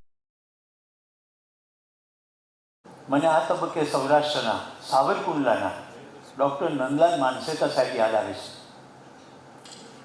મારું ગળું જ્યારે સાવ નોર્મલ હતું ને ત્યારે હું એમની પાસે ગયો. એઈએનટી એક્સપર્ટ છે, રાઈટ, કાનના ગળાના એક્સપર્ટ છે. મેં કહ્યું સાહેબ ગળું વર્ષો સુધી સારું રહે એના માટે મારે શું કરવું જોઈએ? મને કે સૂતી વખતે હળદરવાળું દૂધ પીવું. એક એલોપેથિક ડૉક્ટર પ્રિસ્ક્રિપ્શનમાં આયુર્વેદની વાત કરે છે, આ ખુલ્લા મનના ડૉક્ટર કહેવાય. નહીં તો એમ કહી દે કે એન્ટી ઇન્ફ્લેમેટરી લ્યો, ડોમિનિક ડીસીએ લઈ લેજો, એટલે ગળું તમારું સારું થઈ જશે. સંજીવભાઈએ કીધું પણ મેં કંઈ માન્યું નહીં. બંને જણા શિબિર કરીને આવી ગયા, પણ મારા માટે બધું જે મટીરિયલ લઈ આવ્યા, ટેકનિકલ મટીરિયલ, ફિઝિકલ નહીં, લિંકો, કે અહીંયા બધું છે, એટલે ગૂગલ કરીને જુઓ. મેં થોડુંક વાંચ્યું. સદભાગ્ય સુનિલભાઈ સાથે મૈત્રી થઈ ગઈ. એણે મને કીધું કે વિદ્યાર્થીઓને સિંહ દર્શનના નામે હું જુનાગઢ પાસે ચાપરડા ગામમાં જીવન વિદ્યાનો શિબિર કરાવવા લઈ જવાનો છું. તમે એક વાલી તરીકે સમજી શકો એવા છો તો તમે મને કહો, તમારા દીકરાને મોકલશો? મિત્રો, ખાલી લિટરેચર જોઈને મેં એવો નિર્ણય લીધો હતો કે મારો દીકરો આઈઆઈટીમાં નહીં જાય તો ચાલશે, તમે શિબિરમાં લઈ જાઓ. રાઈટ. આ બધું તમને હું એટલા માટે કહું છું કે તમે પૂરા રસપૂર્વક શિબિરમાં ધ્યાન લો. આ બધી ઘટેલી ઘટનાઓ છે એટલે એ બહુ ખુશ છે. થોડા વાલીઓની સાથે મારે પણ વાત થઈ અને એક ગ્રુપ ચાપડા બ્રહ્માનંદ વિદ્યા મંદિર નામની શાળામાં ગયું, કારણ કે સુનિલભાઈએ સોમત્યાગી નામના શિક્ષકને ત્યાં શિબિર ચલાવવા માટે બોલાવ્યા. હવે મારા કાર્યક્રમો વ્યસ્ત હતા એટલે હું તો ના ગયો, પણ મારા દીકરાને મેં કીધું છેલ્લો દિવસ મારી પાસે છે, હું તને તેડવા આવીશ. એટલે હું શિબિર પૂર્ણ થવાના આગલા દિવસે સાંજે ત્યાં પહોંચ્યો. હવે જો ઘટનાઓ કેવી ઘટે છે. મારા પત્ની મને ટ્રેનર, મેનેજમેન્ટ ટ્રેનર તરીકે જુએ, હું બધાને ટાઈમ મેનેજમેન્ટ શીખવાડું. હું કોઈ દિવસ એક પણ મિટિંગમાં મોડો ન પડું, પણ હું ઘરે 5 વાગ્યાનું કહીને 7 વાગે આવું. એટલે મારું આચરણ જોયેલું. મારા મનમાં શું હોય, મારો કાર્યક્રમ 5 વાગે પતી જાય, રાઈટ. ગાંધીનગરમાં પત્યો હોય તો 5:15 આવી જાઉં, અમદાવાદમાં પત્યો હોય તો 5 વાગે પતે તો 6 વાગે આવી જાઉં. બપોરે હું જમું નહીં. મારે બોલવું હોય, પેટ ભરેલું હોય તો બોલવાની મજા ના આવે, એટલે જમું નહીં. મારા પત્ની મારા માટે ગરમ ભોજન તૈયાર રાખે ને રાહ જોવે કે 6 વાગે તો આવશે, કકડીને ભૂખ્યા થયા હોય. હું જેવું શિબિર કે જે પ્રોગ્રામ ચલાવું, જીવન વિદ્યા સિવાયના કન્સલ્ટન્સી મેનેજમેન્ટની ટ્રેનિંગ, એમાં શિબિરાર્થીઓ જે હોય ને એ 5 વાગ્યા પછી લોહી પીવાનું શરૂ કરે. પ્રશ્નો ચાલુ પ્રશ્નો ના પૂછે, સર મારી પર્સનલ ક્વેશ્ચન છે એમ કરીને પૂછે, અને મારી અંદર ઉત્સાહનો ઉભરો આવી જાય. પેલો શિક્ષક હોય ને કે જવાબ બધા દઈ દેવા, એ સારું અહીંયા કહી દીધું, પૂછી લેજો. એટલે હું 6, 7, 8, 9 અને એ મને પહેલો સવાલ પૂછે, કેમ મોડું છું? એટલે મારો પારો છટકે કે હું ચોરે બેસવા જાઉં છું, કોઈ ચોવટ કરવા જાઉં છું, ગુટખા ખાઉં છું, હું આટલા સારા કામમાં છું અને આવતાની સાથે આ શું પ્રશ્ન? એક જ હોય કાર્યક્રમ. આ બેકગ્રાઉન્ડ એટલે કહું છું કે જ્યારે ચાપડા મારા દીકરાને લેવા જવાનું થયું ત્યારે મારા પત્નીએ મને શરત મૂકી કે તમારે શિબિરમાં જવું હોય તો જાજો છેલ્લા દિવસના સત્રમાં, મને મારી બહેનને ઘરે વિસાવદે ઉતારી દેજો. કારણ કે એને મને જોઈ લીધેલો ક્યાં શિબિરો કરે છે. મેં કહી દીધું ને અગાઉ ઘણું બધું કર્યું, પણ કંઈ એને મારામાં ફરક દેખાયો નહીં. આમ તો આ વાત બધી બહેનો માટે સાચી છે, એમના પતિઓ એમને કદી સરખા લાગતા જ નથી. હા કે ના? જો પેલા બહેને તો હાથે ઉપર કરી દીધો તરત. સંસારની તમામ સ્ત્રીઓને એક મનમાં છે કે જો મારા પતિમાં આટલો ફેર પડે ને તો કોઈ સુખનું સરનામું શિબિર કરવાની જરૂર નથી, સુખ જ છે. અને આ વાત ભાઈઓ માટે પણ સાચી છે. એક આને આટલી સમજણ પડી જાય ને તો બાકી બધું તો રેડી જ છે. સમજતી જ નથી. બાળકોને પૂછે ને તો મારા બાપા સમજી જાય તો બધું બરાબર છે. રાઈટ. બહેનોમાં આ જ છે કે મારી બેન સમજતી નથી, ભાઈ સમજતો નથી. બધાના કેસમાં એંગલ બીજો સમજતો નથી, એમ જ છે. એટલે અમારે કાંઈ નવાઈ નથી. હું મારા પત્નીને લઈને ગયો. હવે મારા ભાગ્ય ને એના ભાગ્ય, રાઈટ. હું આ ભાગ્ય શબ્દ અહીંયા જીવન વિદ્યાના સંદર્ભ નથી વાપરી રહ્યો, ત્યાં આપણે ભાગ્યને પણ વ્યાખ્યાયિત કરશું, પણ હમણાં જે કોમન ભાષા વાપરી રહ્યો છે કે જીપીએસ વગર અમે પહોંચી ગયા, રાઈટ. અને રસ્તો ચાપડા થઈને વિસાવદરનો હતો, એટલે પહેલા ચાપડા આવી ગયું, સાંજનો સમય એટલે અંદર ગયા. બાળકો રમતા હતા, બાળકોને પૂછ્યું તો એમણે સંબંધ માટે હજી એક સેશન જોઈએ છે એવું માંગેલું. મારું પરમ આશ્ચર્ય એ હતું કે 11મા ધોરણના છોકરા, બાબાજી જેમ બેઠા છે એવા કેટલાક સાધુઓ, ભગવા કપડાવાળા, સફેદ કપડાવાળા, આટલું મિક્સ બધું ઓડિયન્સ, અને 11મા ધોરણના છોકરા 7 દિવસથી શિબિર કર્યા પછી હજી સાંજે શિબિરની વાત કરે છે, એવું તો શું છે? એટલે મેં એને કીધું કે આપણે એક સેશન બેસીએ પછી તારી બહેનને ઘરે જઈશું. કારણ કે અમને પેલા યજમાનોએ કીધું કે હવે આવ્યા છો તો પછી જમી જાઓ. મિત્રો, મારે પરમ ખુશી સાથે કહેવું છે, 1 કલાક પછી એને એની બહેનને ફોન કરીને કીધું હવે હું વિસાવદર આવતી નથી, તારે મને મળવું હોય તો તું ચાપડ આવજો. આજની ઘડી કાલનો દી. ઓકે મિત્રો, એ શિબિર તો હતો નહીં, પણ ખાલી એક સત્ર સાંભળ્યું. એ સંબંધ ઉપરના સત્રને આધારે બીજે દિવસે મેં સમાપનમાં સોમત્યાગીજીને કહ્યું કે આજથી હું આપને મારા પિતા માનું છું, જ્યારે કે મારાથી 7 વર્ષ નાના છે. મેં કીધું આજથી હું તમને મારા પિતા માનું છું અને આ જિંદગી હવે જીવન વિદ્યાને શરણે. કારણ કે સંબંધ ઉપર એટલું બોલ્યા, એમાં જ એટલી બધી વધુ સ્પષ્ટતા થઈ ગઈ, કારણ કે અગાઉ બધી બહુ મહેનત કરી હતી, એ બધી કામ લાગી. એટલે હું કહું છું ને કે સદીઓથી દેશમાં જે મહેનત થઈ છે એના પ્રત્યે પૂર્ણ આદર છે, જેને કારણે આપણે અહીંયા પહોંચ્યા. પણ એ પૂરતું થઈ પડ્યું નથી, એટલે આપણી પાસે જ્ઞાનની પરંપરા બની નથી, પરિવારની પરંપરા બની નથી. જે કુટુંબોની અંદર અદ્ભુત વારસો હોય એ બે ભાઈઓ ઝઘડે કેવી રીતે? જે કુટુંબમાં 6 ભાઈઓ એક રસોડે જમીને મોટા થયા હોય, એની પછીની પેઢી અંદર કોર્ટમાં ઝઘડવા માટે કેમ જાય? આ સમજાય છે ને? જે એક માના પેટમાંથી આવ્યા હોય બહાર, એ કેવી રીતે ઝઘડી શકે? આ તો મને ફંડામેન્ટલ ક્વેશ્ચન છે. એ બંને વચ્ચે ઝઘડો કેવી રીતે થાય? ભાઈ બહેનો વચ્ચે વૈમનસ્ય ઉત્પન્ન જ કેવી રીતે થાય? ગમાનગમાં હોઈ શકે, દ્વેષ કેવી રીતે હોઈ શકે? બે ભાઈઓ વચ્ચે આવું કેવી રીતે થાય? આ બતાવે છે કે દેશમાં આપણે પરિવારની સારી પરંપરા બની નહીં. તો જેટલું કામ થયું એના પ્રત્યે આદર છે, પણ અપૂરતું રહ્યું. તો મિત્રો, ગુજરાતનો પછી જાહેર જનતા માટેનો પહેલો શિબિર યોજવાનું જ કામ મેં કર્યું, કારણ કે મેં નક્કી કરેલું. તો કેટલાક સંસ્થાઓ જાણતા હશે, અમદાવાદના મિત્રો તો જાણે છે, સ્વામિનારાયણ ગુરુકુળ વિશ્વવિદ્યા પ્રતિષ્ઠાનો SGVP, ત્યાં પણ ગીતની ગૌશાળા છે. એની અંદર ગુજરાતનો જાહેર જનતા માટે પહેલો શિબિર યોજાયો. આજે 2012ની સાલ હતી અને હું એમાં શિબિરાર્થી તરીકે બેઠો. એક તરફ આયોજનની પણ જવાબદારી હતી, એટલે ખુરશીઓ ગોઠવવાની, માઇકે ગોઠવવાનું, ભોજનની વ્યવસ્થા કરવાની, અંદર બહાર જવાનું અને શિબિર પણ કરવાનું. હું, મારા પત્ની, અમે બંને શિબિર કર્યો. ત્યાર પછી અમે છત્તીસગઢ ગયા, અધ્યયન માટે આનું ડિટેલ સ્ટડી કર્યું અને પછી સમય મળશે તો કહીશ.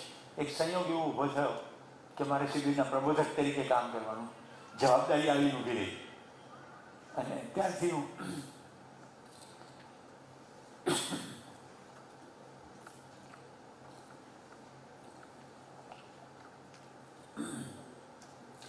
આ હોલમાં પણ એક ઘડિયાળ જોઈ છે જે મને મોડરેટ કરે. વોલ ક્લોક હોય ને, આ પણ ઇન્ટરેસ્ટિંગ છે. આખા ભારતમાં કામ કરવાથી હું શીખ્યો છું કે 5 સ્ટાર હોટલ હોય ને એના પણ હોલમાં 150 રૂપિયાની ઓરપેટની ઘડિયાળ ન હોય. ઓધવજીભાઈ ખૂબ મથી ગયા, અને એટલે શિક્ષક કે પ્રબોધક કે એન્ટરટેનમેન્ટના પ્રોગ્રામ બધા સમયની બહાર જતા રહે, કારણ કે એ વહી જાય. એટલે સમય સચવાય નહીં પછી ભોજનના, ચા પાણીના. આમાં તમારે એવું થવાનું છે, પણ એમાં તમે મારી સાથે સહમત થઈ જાઓ. અગાઉના શિબિરોમાં હું પ્રશ્ન પૂછું, ચાનો વિરામ પાડવો છે? તો બધા કે ના, નથી પાડવો. જો અત્યારે ના પાડે, કારણ કે પછી જે ભૂખ સંતોષવા માંડે ને, એટલે પછી પાછું ચિત્ર બદલાઈ જાય. મિત્રો, મેં તમને 2012ની વાત કરી, 14થી પ્રબોધનમાં છું. પણ આ શિબિર મારા માટે તમારી જેમ છે એવો જ છે, એ કહી દઉં. હું પણ તમારી જેમ જ જીવન વિદ્યાનો વિદ્યાર્થી છું. બોલવા માટે ભલે પ્રબોધક કહેવાય, ટીચિંગનું કામ કરે એટલે તમને એમ થાય એવું કેવી રીતે? તો જીવન વિદ્યાનું જે વિષય વસ્તુ છે એ વિષય વસ્તુનું અધ્યયન કરવામાં મારું એડમિશન વહેલા થયું. તમારું આજે થઈ ગયું, બસ આટલો ફરક. તો સ્કૂલમાં કોઈ વહેલું એડમિશન લે એનાથી શું છે? તો વિદ્યાર્થી. તો હું પણ તમારી જેવો વિદ્યાર્થી જ છું. અને મારો આખો પ્રયત્ન આખા શિબિર દરમિયાન સતત એવો છે કે હું જે બોલી રહ્યો છું તમે તો સાંભળી રહ્યા છો, પણ હું પણ તો સાંભળી રહ્યો છું. અને આ જ્ઞાનની વાત હું જેટલી સાંભળું એટલી મારી અંદર દ્રઢ થાય. હું હમણાં રાજુભાઈને પૂછતો હતો, એમણે મારો શિબિર 2015માં કે 16માં પહેલો કર્યો છે. મેં કીધું તમને મારામાં ત્યાંમાં આમાં ડિફરન્સ છે? તો કે કેટલું બધો ડિફરન્સ છે. તો હું જેટલી વાર આ બોલું એટલી વાર હું પણ તો સાંભળું છું. અસ્તિત્વની જે સચ્ચાઈઓ છે એ બોલવાથી ના સમજાય, બોલવાથી માહિતી મળે, એને જીવવી પડે, આચરણમાં મૂકવી પડે. તો જેટલી વાર બોલાતું જાય એટલી વાર સ્મૃતિમાં દ્રઢ થતું જાય.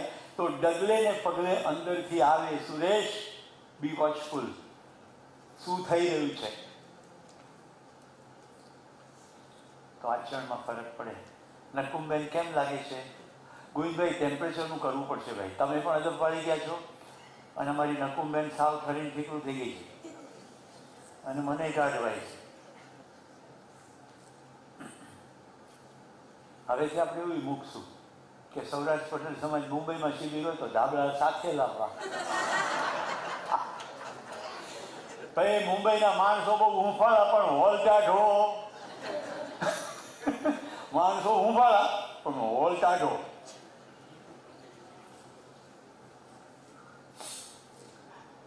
આઈ થિંક સંવાદની બાબત ચાલી રહી છે. નેક્સ્ટ જુઓ, સંવાદ એટલે શું?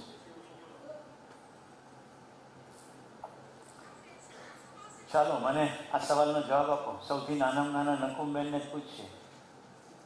આમાં તો એવું છે ને કે એકાગ્રતા જેની પકડાઈ જાય એને હું તરત પ્રશ્ન પૂછું. એક તો તમે આગળ બેઠા આટલું એકાગ્રતાથી સાંભળી રહ્યા છો, ઉંમર નાની હોય એનાથી કંઈ ફેર પડતો નથી. જીવન વિદ્યાનું સુંદર સૂત્ર છે, હિન્દીમાં કહું છું, જો जितना ધ્યાન દેગા वो इतना समझेगा. જે જેટલું ધ્યાન આપશે એટલું સમજશે. બોલવા વાળો તો હું એક જ છું. મારે તો આ જ્ઞાનની વાત છે તમારી સામે પ્રદર્શિત કરવાની છે.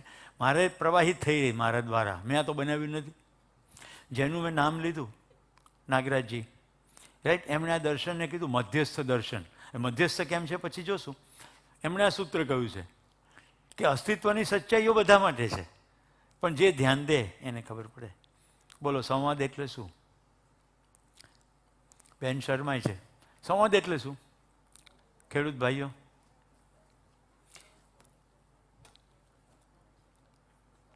જો તમારામાંથી કોઈ એવો ભ્રમ સેવતા હોય કે શિબિરમાં સુરેશભાઈ પ્રવચન કરશે તો એ ભ્રમ દૂર કરી દેજો, રાઈટ. કારણ કે શિબિર આખો ને આખો કાર્યક્રમ સંવાદનો જ કાર્યક્રમ છે અને એટલે પહેલા સત્રમાં સંવાદ સમજવું જરૂરી છે. વોટ ઇઝ સંવાદ? અંગ્રેજીમાં ડાયલોગ વર્ડ છે, પણ કદી અંગ્રેજીમાં એક પણ શબ્દ પૂરેપૂરો નહીં થઈ પડે એટલે આપણે ગુજરાતી શબ્દો જ વાપરીશું. બે જણ વચ્ચે જે કન્ફ્યુઝન ઊભો થાય ને એને સમજવાનો પ્રયત્ન. બે જણ વચ્ચે કન્ફ્યુઝન ઊભું થાય એને સમજવું એટલે સંવાદ. મહેરબાની કરીને જૂના શિબિરાર્થીઓ ના બોલશો, નવા શિબિરાર્થીઓને ખોજવાની તક મળે, શોધવાની. બોલો, તમારામાંથી કોઈ શિક્ષણમાં છે બહેનો? માઇકમાં બોલ. બે જણ વચ્ચે સામસામે પરસ્પરસ વાતચીત અથવા સામસામે આપણે એ સંવાદ એમ. બે જણ વચ્ચે સામસામે વાતચીત થાય એને સંવાદ કહે. અવાજ વધારજો. આ બાજુ હલો, કોણ બોલે છે?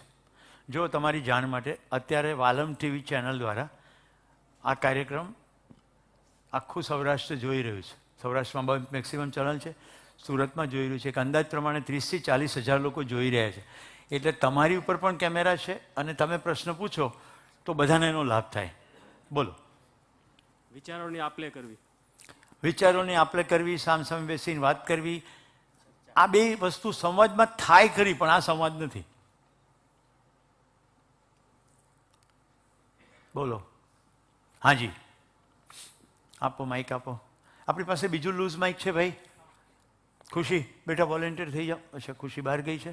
ઓકે, એક તરફ બહેનોમાં તો અમે કામ કરો, એક તરફ રાજુભાઈ કામ કરે. પરસ્પર એકબીજાની મૂંઝવણ દૂર કરવાનો જે વાર્તાલાપ થાય એને સંવાદ. એકબીજાની મૂંઝવણ દૂર કરવાનો વાર્તાલાપ થાય એટલે સંવાદ. એટલે હું સંજયભાઈને કહું કે સંજયભાઈ મારે તો સમોસા ખાવા છે, તો સંજયભાઈ કે ના મારે જલેબી ખાવી છે.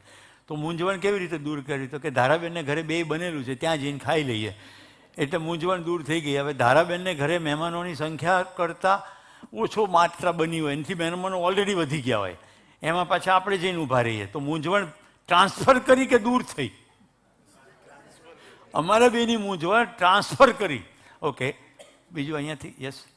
એકાબીજાને ખેંચતાણ થતી હોય અને પેલો માને અને આ ના માને અને એ જે ઉગ્ર ચર્ચા એટલે સંવાદ.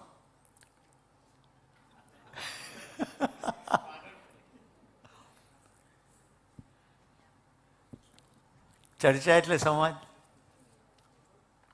સંવાદ એટલે એકબીજાની વાતને સમજવી અને એકબીજાની વાતને સમજવી.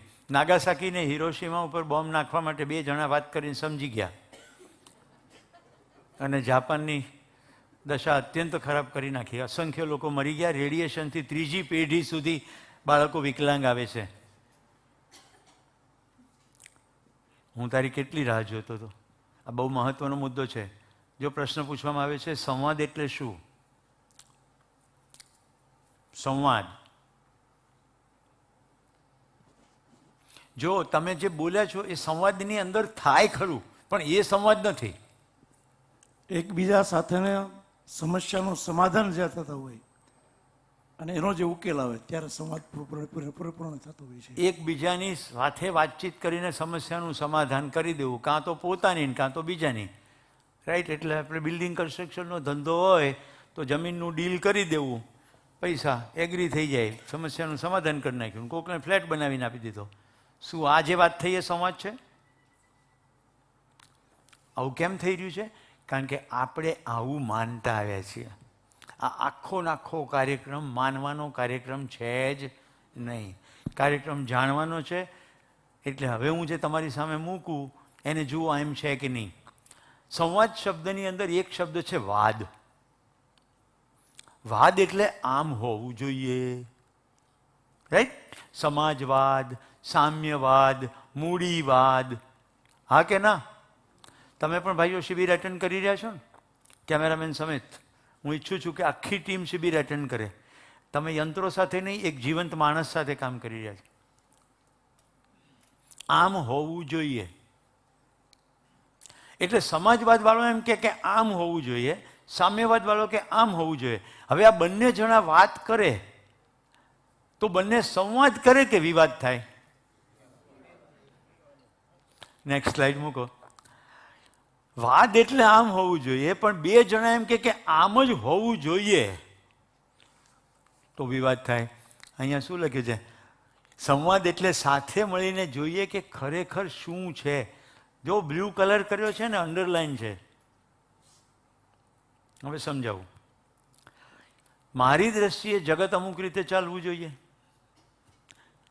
બીજાની દ્રષ્ટિએ અમુક રીતે ચાલવું જોઈએ. આ 2 જણા પરસ્પર વાતચીત કરે તો સંવાદ નથી. જગત કોઈક નિયમ અંતર્ગત ચાલી રહ્યું છે. હોવું જોઈએ ભાષા અલગ છે અને શું છે એ અલગ છે. હોવું જોઈએ એમાં શું છે? મારા દ્રષ્ટિબિંદુથી આવું હોવું જોઈએ.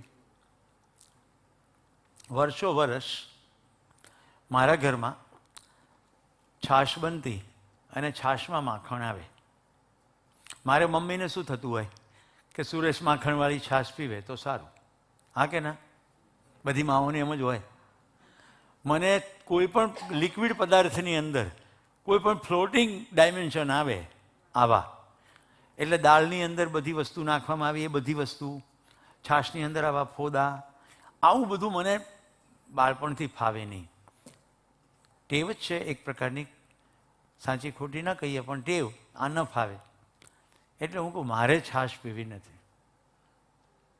પછી મારા લગ્ન થયા અને મારા પત્ની જ્યાંથી પરણીને આવ્યા એ લોકોના ઘરમાં એવી પરંપરા હતી કે ગાળીને, ઘરમાં જેને આવું ના ફાવતું એને ગાળી દે.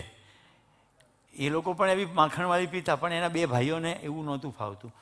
એટલે મેં ના પાડી, એટલે કે તમને ગાળી દઉં? આ પહેલી વાર સાંભળ્યું. તો મેં કીધું ગાળી દે, કારણ કે મુદ્દો છાશનો હતો જ નહીં, મુદ્દો પેલા ફોદાનો હતો.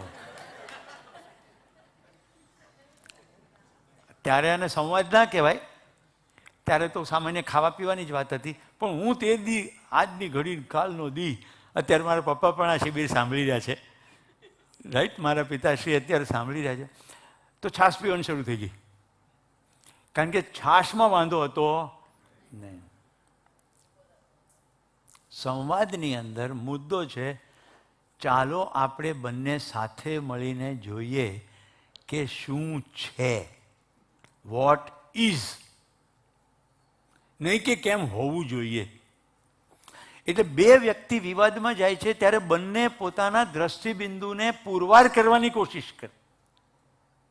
અત્યાર સુધી સંસારમાં જેટલા પણ યુદ્ધો થયા છે, ધર્મના નામે, રાજકારણના નામે કે વ્યવસાયના નામે, એ બંને કે ત્રણ જેટલી પણ પાર્ટીઓ સંકળાયેલી હોય એ બધામાં આમ જ છે કે આમ જ હોવું જોઈએ. જો આપણે જેટલી ગમખ્વાર ઘટનાઓ જોઈ છે, એક તો મેં હમણાં તમને કીધી, નાગાસાકી હિરોશીમા, આની પહેલાં 26/11, 9/11. શું પ્રશ્ન છે? જીવનશૈલી તો આમ જ હોવી જોઈએ. ભગવાન આમ જ હોવો જોઈએ, સંપ્રદાય આમ જ હોવો જોઈએ.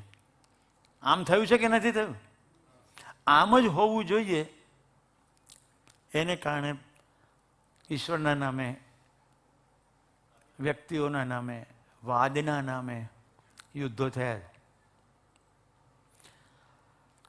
મને યાદ છે ઘરમાં આવી ભાષા ચાલતી, આપણે ગોલવાડિયા કહેવાય એટલે આપણે ગોલવાડિયામાં જ પરણાય. તો મેં કીધું પપ્પા તમારે કેમનું? તો કે તાર મમ્મી તો અમરેલીના હાલારી. એટલે મને ખબર પડી કે ઓહો હો, આ તો કંઈક જુદું છે.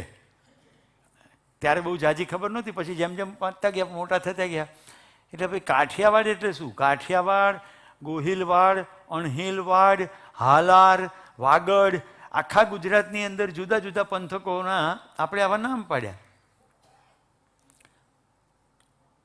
આપણે ભેગા થઈને સમાજ કર્યો કે સમુદાયો કર્યા? સમુદાય. આપણે બોલીએ ખરા સમાજ, પણ આપણે જુદા જુદા સમુદાયો કર્યા. ઇવન પટેલ સમુદાયની અંદર પણ જુઓ, લેવવા અને કડવા.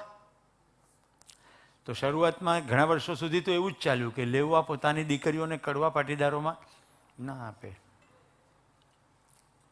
એક ગીત મને અત્યારે યાદ આવે છે, દાદા હો દીકરી વાગડમાં ના દેજો રે સહી. કેમ? તો કે વાગડમાં પાણીના બહુ પ્રશ્નો છે. આપણે દીકરી વિશે એવો ના વિચાર કર્યો કે દીકરી એવી કૌવતવાળી તૈયાર કરે કે પાટું મારીને પાણી પેદા કરે. આપણે દીકરીને એવું કીધું કે ના આપો, કારણ કે અબળા છે.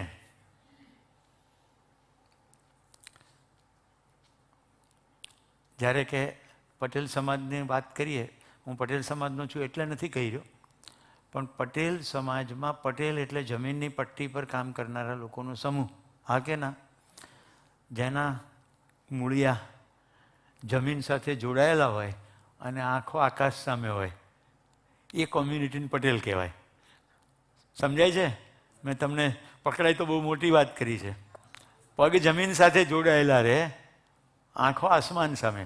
મહત્વાકાંક્ષા છે પણ જિંદગીમાંથી સાદગીની સરળતા હટી જાય નહીં. પૈસા કમાય પણ પૈસાનો ઘમંડ આવે નહીં તો પટેલ, નહીં તો શું પટેલ? રોટલે સાંકડો થઈ જાય પછી એ પટેલ કહેવાય નહીં. પટેલના ઝાંપા બહાર લખ્યું હોય કે કૂતરાથી સાવધ રહો, તો વિચાર કરવું પડે કે કોની વાત કરે છે.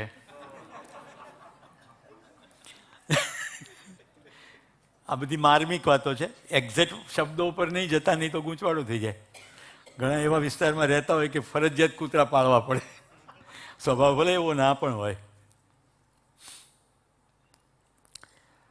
કેટલાને વાતમાં રસ પડે છે? એ તો તમારા હાથ કેવી રીતે ઊંચા થાય છે એનાથી ખબર પડે. કેટલાક આમ મરતા મરતા હાથ ઉપર કરે કે હવે આમાં શું છે, દિનેશભાઈ કીજું એટલે આવવું પડે ને. અમારા ગોવિંદભાઈ શું છે, મારા ફઈબાન દીકરા થાય એટલે આવવું પડે. આમ કાંઈ પણ કોઈક રિલેશનશીપથી આવ્યા હોય. પ્રફુલ્લ દાદા જે છે એને કારણે કેટલા બધા સુભાષ પાલેકર નેચરલ ફાર્મિંગના ફાર્મર આવ્યા કે ભાઈ દાદાએ કીધું એ વાતમાં દમ હોય એટલે ચાલો. હા કે ના? હાથ ઉપર કરજો જરાક.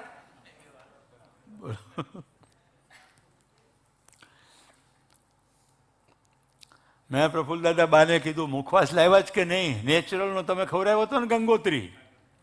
પછી અમે એને રવાડે ચડી ગયા, ગાંધીનગરમાં મળે.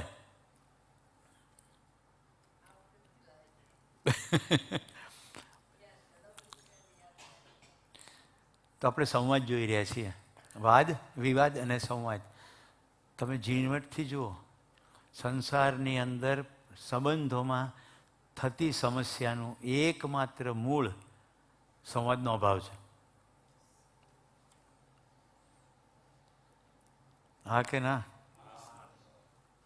આપણી પાસે કાં તો સંવાદ કરવાની માનસિકતા નથી, કાં તો સંવાદ માટેનો સમય નથી. થોડોક ક્યારેક સમય હતો, એ હવે ટેલિવિઝનની અસંખ્ય ચેનલો, મોબાઈલના વોટ્સએપ, ફેસબુક, યુટ્યુબ આને લઈ લીધો છે. આપણે ઘરની અંદર ટેલિવિઝનની સામે હોઈએ છીએ ત્યારે સાથે હોઈએ છીએ કે પાસે પાસે હોઈએ છીએ? આપણે ઘરની અંદર પાસે પાસે હોઈએ છીએ કે સાથે હોઈએ છીએ?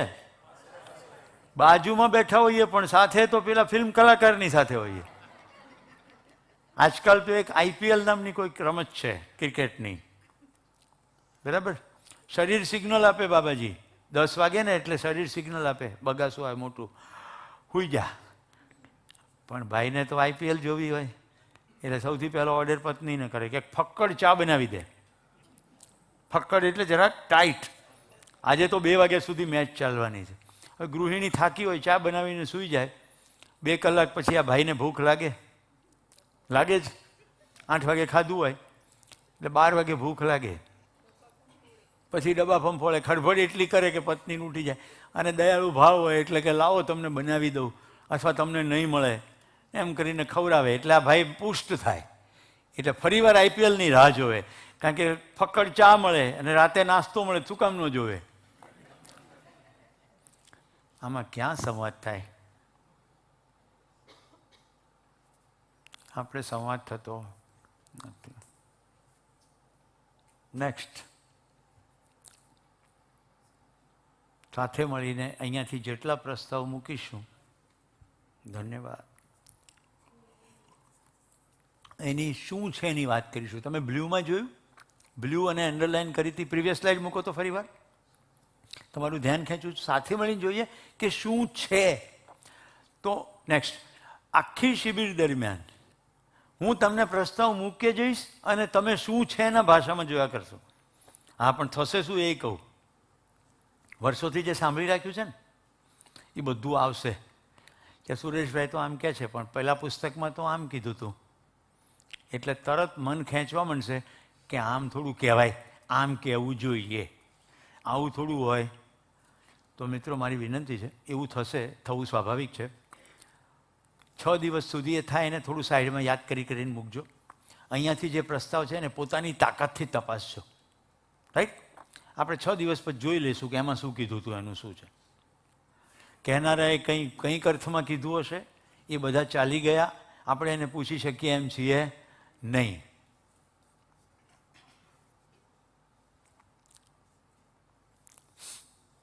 આપણા દેશમાં જે ગ્રંથો છે એ ગ્રંથોમાં પણ એટલું બધું વૈવિધ્ય છે. તમે લોકોએ રામાયણ સિરિયલ જોઈ હશે. રામાયણ સિરિયલ જો જુઓ તો રામાનંદ સાગરે સિરિયલ બનાવતા પહેલાં જે ટાઇટલ પેજ આવતા ને એમાં લિસ્ટ આવતું કે આટલા રામાયણનો રેફરન્સ લઈને આ સિરિયલ બનાવવામાં આવી છે.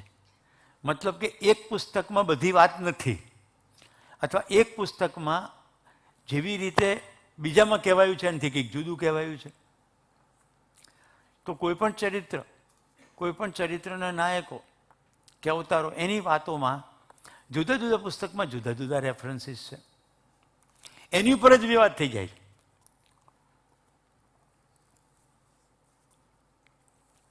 તો સ્વયંના અધિકાર, વાક્ય પ્રમાણ નહીં.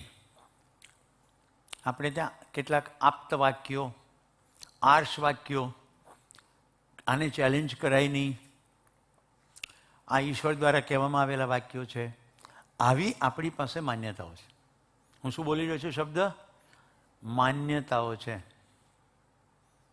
જરા થોડીક હળવી વાત પણ કરી લઈએ. એક સમય દેશમાં શીતળા થતો ત્યારે એના માટે એક એસાઈન દેવી હતી. હા કે ના? એક તરફ તો દેવીને માં કહીએ અને બીજી તરફ પાછી એનો પ્રકોપ થાય એટલે આપણને શીતળા થાય. હા, હતું કે નહીં? ધીમે ધીમે શીતળા જતા રહ્યા. પછી પોલિયો, તો કે પૂર્વના કર્મો ભોગવો. જો આ બધી વસ્તુમાં રહસ્ય છે. મેં તમને ચિંતન વખતે કહ્યું હતું ને કે આપણી પાસે એક ચિંતન છે, રહસ્ય મૂલક ચિંતન, ઈશ્વરવાદી ચિંતન. એમાં રહસ્ય છે. કેવું રહસ્ય છે? અમુક રીતે કામ કરો તો મર્યા પછી તમને સ્વર્ગ મળશે. હા કે ના? હવે દરેક સંપ્રદાયમાં શું કરવું એની વિધિઓ અલગ અલગ છે.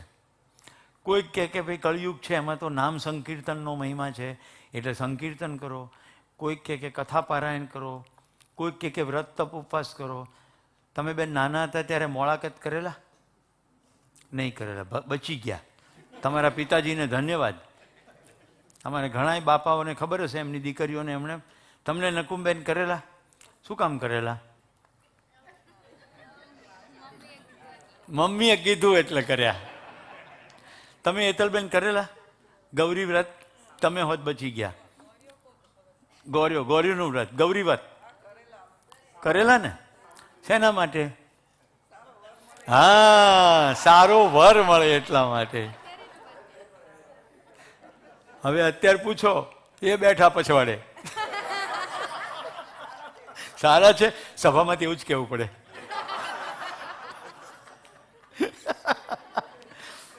હવે ખ્યાલ હોય ને પરિવાર વિધિથી શિબિર કોને કહેવાય? આ પરિવાર વિધિ છે. ઓકે, ગોવિંદભાઈને હું ભાઈ કહેતો હોઉં તો ભાભી સાથે મજાક કરી શકાય, પણ જો હું શિબિરાર્થી તરીકે જ જોયા કરું, મારો સંબંધ ના જોઉં, તો એ જીવન વિદ્યાનું શિબિર નથી, પ્રવચન થઈ જાય. ચાલો આપણે ખાલી આને તપાસીએ.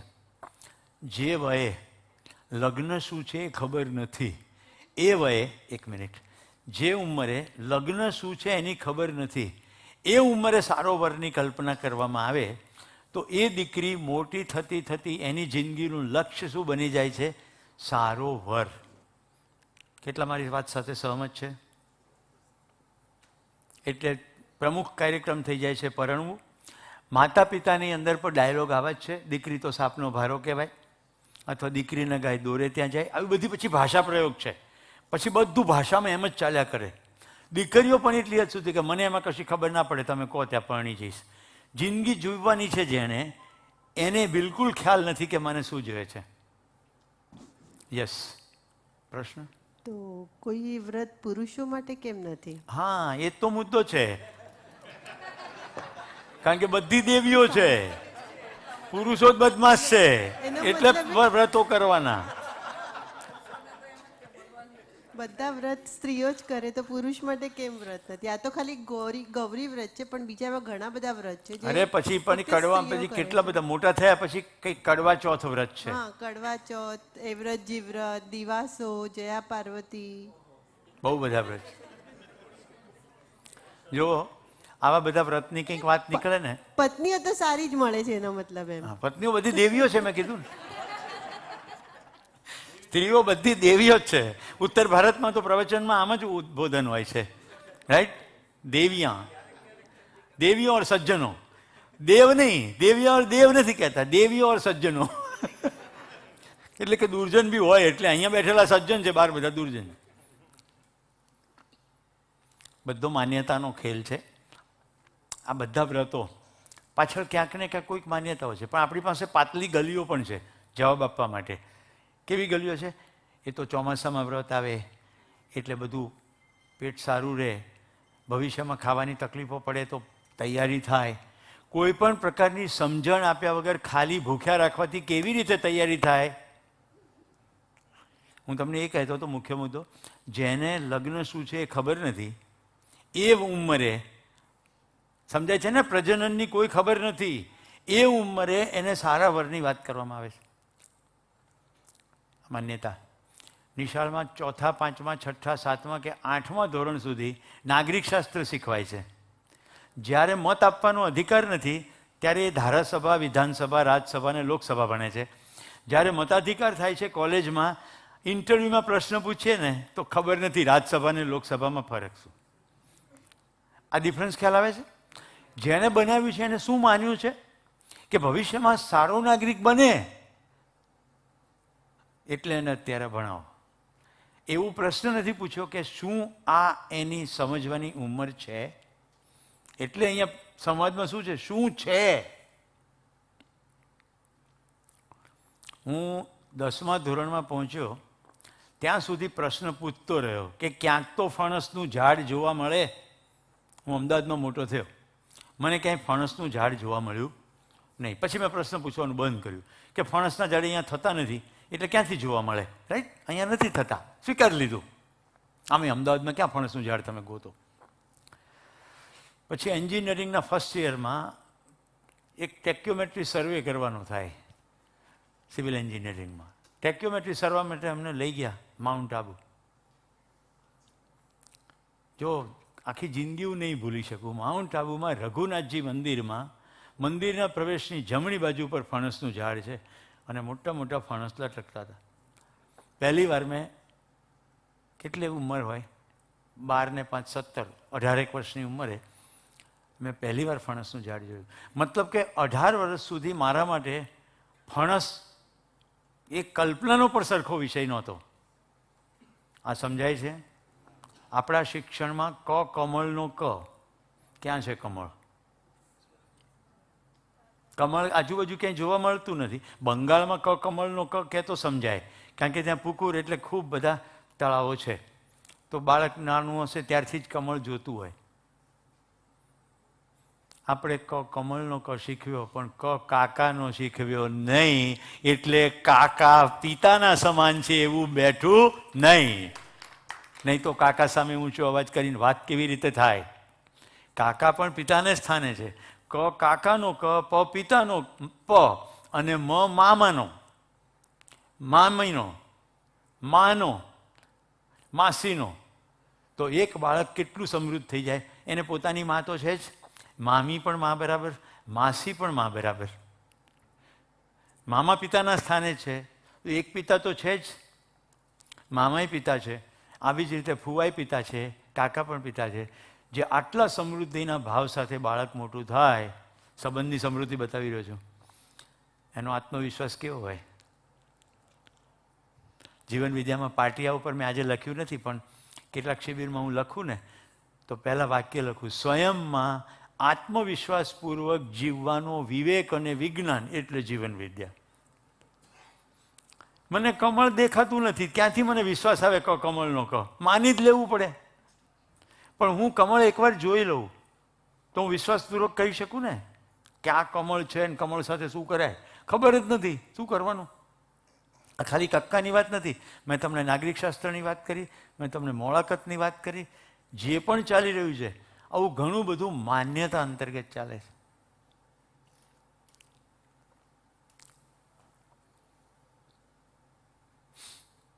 તો સ્વયંના અધિકારથી જોશું. શિબિર દરમિયાન પ્રસ્તાવમાં દરેક વખતે આ પ્રશ્ન પૂછવો પડશે, શું છે? ચાલો અત્યારે જ પ્રશ્ન પૂછીએ. બોલો ભાઈ, અત્યારે હોલમાં શું છે?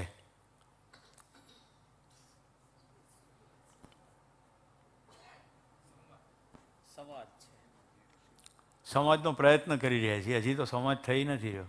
શું છે બેન આ હોલમાં? શિબિર ચાલી રહી છે.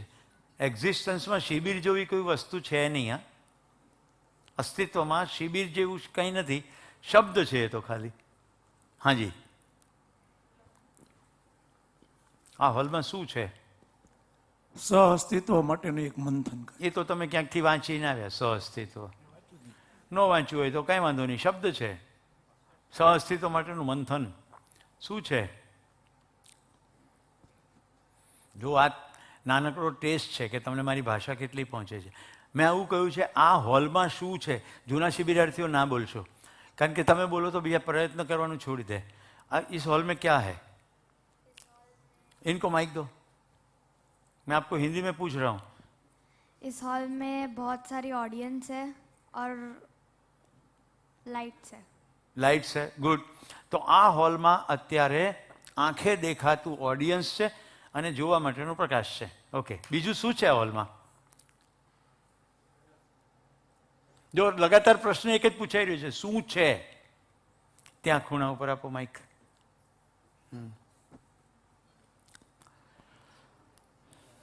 સંજયભાઈ, તમારે મને સમયમાં મોડરેટ કરવો પડશે.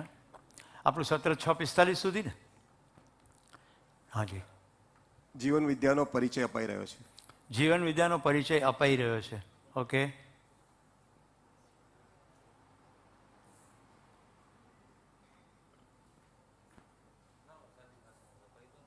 હા, સાદી ભાષામાં કહી દો, અઘરી ભાષામાં કહી દો, પણ કહી દો. તમે જીવન વિદ્યાની શિબિર પેલું જ્ઞાન આપો છો ને અમે સાંભળીએ છીએ. બીજું બરોબર, તમે આપો છો ને તમે સાંભળીએ. બીજું શું છે? આ તમે જે પણ જવાબ આપી રહ્યા છો એ તમારી આંખો કે કાનની મદદથી જે પકડાઈ રહ્યું છે એટલું જ છે. હું તમને સતત પ્રશ્ન પૂછી રહ્યો છું, શું છે? તો શું આંખે દેખાય એટલું જ જગત છે? કાનેથી સંભળાય એટલું જ છે કે બીજું કંઈ છે? પ્રશ્ન પૂછાઈ રહ્યો છે, શું છે?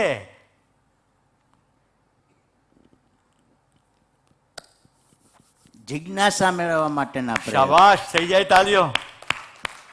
જિજ્ઞાસા છે, જાણવાની ભૂખ છે. આ પણ અસ્તિત્વ સહજ વાસ્તવિકતા છે. આ જે સૂક્ષ્મ વાસ્તવિકતા છે એની ઉપર આપણું ધ્યાન જતું નથી. આંખોથી ને કાનથી ને ઇન્દ્રિયોથી જે દેખાય છે એની ઉપર જ આપણું ધ્યાન જાય છે. અને આ મોટી છલાંગ છે, કારણ કે જે જગત દેખાય છે એનાથી સિવાયનું પણ કંઈક છે. તો આપણી પાસેનું ઈશ્વરવાદી ચિંતનમાં રહસ્યમૂલકતા છે. મર્યા પછી સ્વર્ગ છે. સ્વર્ગનું વર્ણન કોઈક પુરુષોએ પુસ્તકો લખ્યા હશે. એટલે કેવું વર્ણન છે? બાગ બગીચા છે, ફળ ફળાદી છે, મેવા મીઠાઈ છે, અને અપ્સરાઓ સ્વાગત કરશે. લખનાર પુરુષ છે. જો સ્ત્રીએ લખ્યું હોત તો કહેત કે દેવદૂતો સ્વાગત કરશે. જે વિષય ચાલી રહ્યા છે પૃથ્વી ઉપર એ જ વિષય મર્યા પછી કરવાના છે. અહીંયા ખાવાનું છે. જો આ પૂછતા નથી એટલે શું થાય છે? હમણાં ભૂખ્યા રહો એટલે મર્યા પછી તમને બહુ બધું ખાવાનું મળશે. તો પણ હમણાં જ ખાઈ લો ને, એને પોસ્ટપોન શું કામ કરવું? સુખી થવા માટે કે હમણાં દુઃખી થાવ?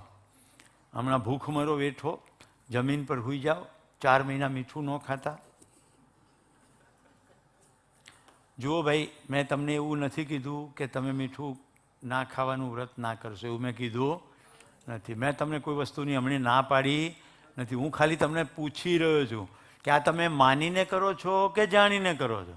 અહીંયા આખો કાર્યક્રમ જાણવાનો છે, માનવાનો કાર્યક્રમ છે નહીં. અને જાણવાની પ્રક્રિયા 3 રીતે થાય છે: સ્વયંમાં નિરીક્ષણ, સાથીમાં પરીક્ષણ, સમાજમાં સર્વેક્ષણ.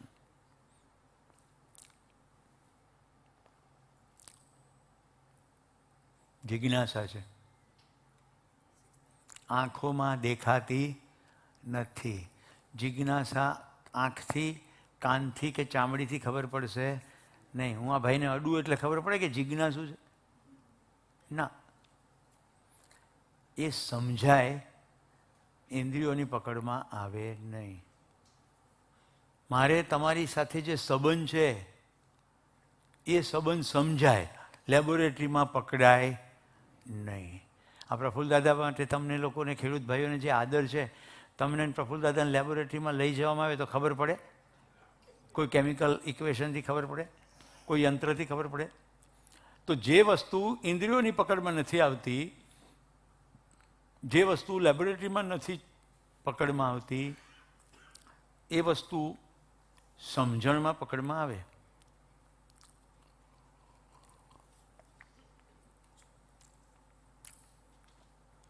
તો હવે બીજો પ્રસ્તાવ મૂકું છું. પૃથ્વી પરનો પ્રત્યેક માણસ સમજી શકવા સક્ષમ છે. તમારી જૂની માન્યતાઓ હલબલવા માંડશે. હજો બીજો સમસ્યા, આ એક સમજી જાય ને પણ એ સમજતો નથી, અથવા એ સમજતી નથી, આ તો કદી સમજશે નહીં, એને તો સમજવું જ નથી. એની સામે મેં કંઈક નવી વાત કરી. પૃથ્વી પરનો પ્રત્યેક માણસ સમજી શકે છે. તો પછી થાય કે કેવી રીતે સમજે? તો કે એક તો બેની ભાષા એક હોવી જોઈએ. હું ઉર્દુમાં બોલું અને તમે બંગાળી સમજતા હો તો આપણી બે વચ્ચે સંવાદ નહીં થાય. તો ભાષા એક હોવી જોઈએ. એગ્રીડ? બેઉની એક વિશિષ્ટ તૈયારી જોઈએ. મારી સમજાવવાની તૈયારી જોઈએ અને તમારી સમજવાની તૈયારી જોઈએ. બેમાંથી એક પણ ખૂટે તો નહીં થાય. તમારી સમજવાની તૈયારી હોય પણ મારી સમજાવવાની તૈયારી ના હોય. કહી દીધું ને એકવાર, વારંવાર શું પૂછો છો ગોવિંદભાઈ? કેટલી વાર કહેવાનું? આ ઘરમાં ડાયલોગ હોય છે ને, કેટલી વાર એકની એક વાત કહેવાની. આવું જ્યારે જે પણ ઘરમાં સંવાદ થતા હોય, જુઓ કે તમે જેટલી વાર કીધું છે, કીધું નથી, ખાલી બોલ્યા છો.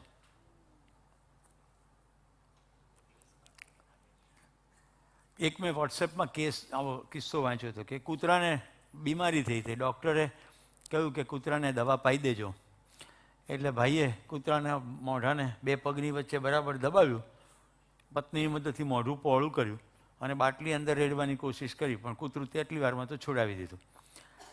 બહુ બધી કોશિશ કરી પણ કૂતરું દવા પીધી નહીં. એવી બધી ગડમથલમાં હાથમાંથી શીશી છટકી ગઈ અને ફ્લોર ઉપર ઢોળાઈ ગયું. કૂતરું ઊભું થઈને ચાટવા માંડ્યું.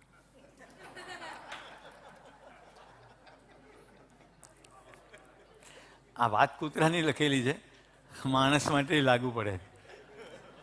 આપણને મનમાં એવો ભ્રમ છે કે મેં તો કીધું. આપણે કીધું નથી, ખાલી બોલ્યા છીએ, આપણે સમજ્યા નહોતા. આટલી વસ્તુ થાય ત્યારે વાત પહોંચે. કેમેરામેનને રિક્વેસ્ટ કરું છું, કેમેરા બોર્ડ પર લઈ આવજો.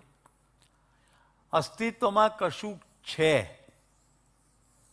એને કહેવાય ભાવ.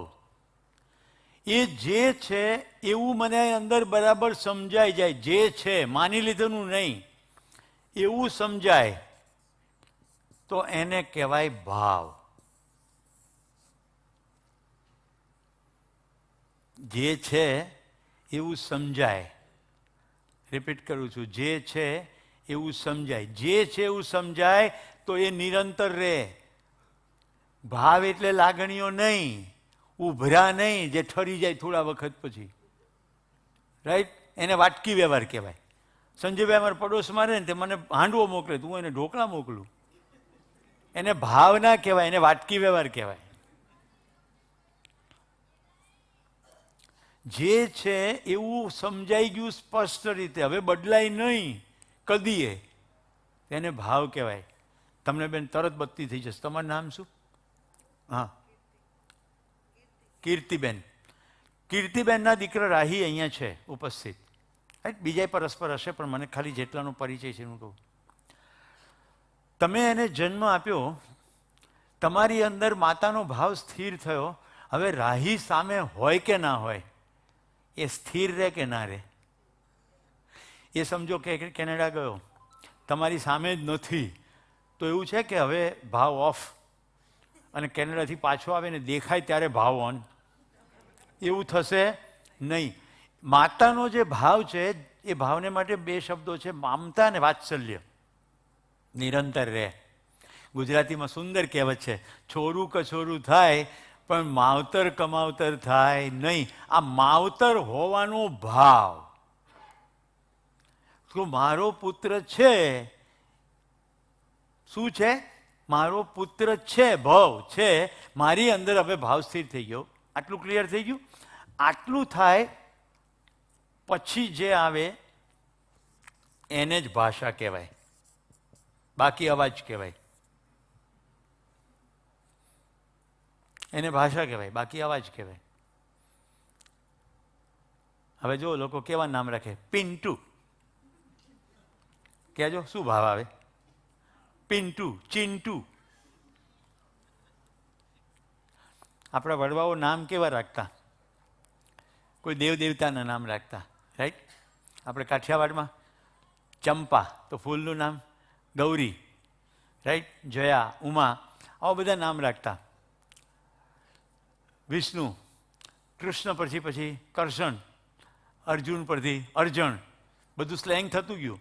પણ કોઈ પાત્રોના નામ રાખતા. કમસે કમ એની સાથે જોડાયેલી માન્યતાઓ તો આવતી જ તે. પછી ધીમે ધીમે બધું સાપ જ્ઞાન લીસો ઠર્યા. એ કરહણિયા ક્યાં મરી ગયો તો? પછી કૃષ્ણ જતું રહ્યું, પછી ખતમ થઈ ગયું, કારણ કે મૂળ ભાવ સ્પષ્ટ હતો નહીં. ભાષા આવે એ તમારા ચહેરા ઉપર વ્યક્ત થાય ભંગીમાં. ભંગીમાં એટલે ફેશિયલ એક્સપ્રેશન. હું જે કાલનો વાત કહી રહ્યો છું આપણે આયોજન વખતે, કે તમે મારાથી નજીક હોવા જોઈએ. તમને ગાડલા ઉપર બેસવાનું મેં 3 વાર આમંત્રણ આપ્યું. હેરાન થઈને ત્યાં પલાઠી મારીને બેઠા છો પણ આવતા નથી. આનું કારણ શું? મારો ભાવ હજી તમારા સુધી પહોંચ્યો નથી. મતલબ મારે તો ભાવ છે કે મારી માતાઓ બહેનો દુઃખી થયા વગર શિબિર સાંભળે, પણ તમારું હજી ધ્યાન નથી. તમારું માન્યતા દ્રઢ છે. શું? એમ થોડું બેહાય. રાઈટ? ઓલી મંજુ આવે તો હું જાઉં, પણ મંજુ નથી આવતી ત્યાં સુધી મારે કેવી રીતે જવું? આવા નામ હોય એવું માની લઉં છું, કારણ કે હજી મેં જાણ્યું નથી. બાપુનગરનો આ પ્રસંગ હું કહું, કોઈ છકબેનજી વાળીઓ કે શાકભાજીવાળા ભાઈઓ હોય ને, બહેનો જો બાપુનગરમાં શાકભાજી લેતી હોય ને, તો તમે ચંપા, જયા, ગૌરી, સવિતા, મંજુ આટલી બૂમ પાડો ને તો કોકને કોક તો જોવે જ પાંખું ભરીને, કારણ કે આ જ નામ હોય. આવા કીર્તિબેન જેવા નામ તો બહુ રેર હોય. કીર્તિ, સરિતા આવા નામ સાંભળ્યા? રાઈટ, બહુ ઓછું. હવે તો બધું થઈ ગયું. ભંગીમા, ભંગીમા એટલે ફેશિયલ એક્સપ્રેશન અથવા ચહેરા ઉપરના હાવભાવ. ક્યાંથી શરૂ કર્યું? અસ્તિત્વમાં કશુંક છે, અસ્તિત્વ બોલું છું, ઘરમાં જ નહીં, આખા અસ્તિત્વમાં કશુંક છે. એ કેવી રીતે છે, શું છે ને કેવી રીતે છે, એ મારી અંદર સ્થિર થઈ જાય, એ ભાષામાં વ્યક્ત થાય, ચહેરા ઉપર પણ વ્યક્ત થાય. ભાષામાં વ્યક્ત થાય એટલે બોલાયું અથવા લખ્યું. બોલતી વખતે ચહેરા ઉપર વ્યક્ત થાય, લખીને કોઈકને આપો તો ચહેરા ઉપર વ્યક્ત થાય. ઘણીવાર તમે જુઓ કે મેમેન્ટો આપવામાં આવે, રાઈટ? તે અમારે જો સ્પીકરને ક્યાંક ને ક્યાંક જવાનું થતું હોય તો સ્પીચ પૂરી થાય એટલે તરત કંઈકનું કંઈક આપે.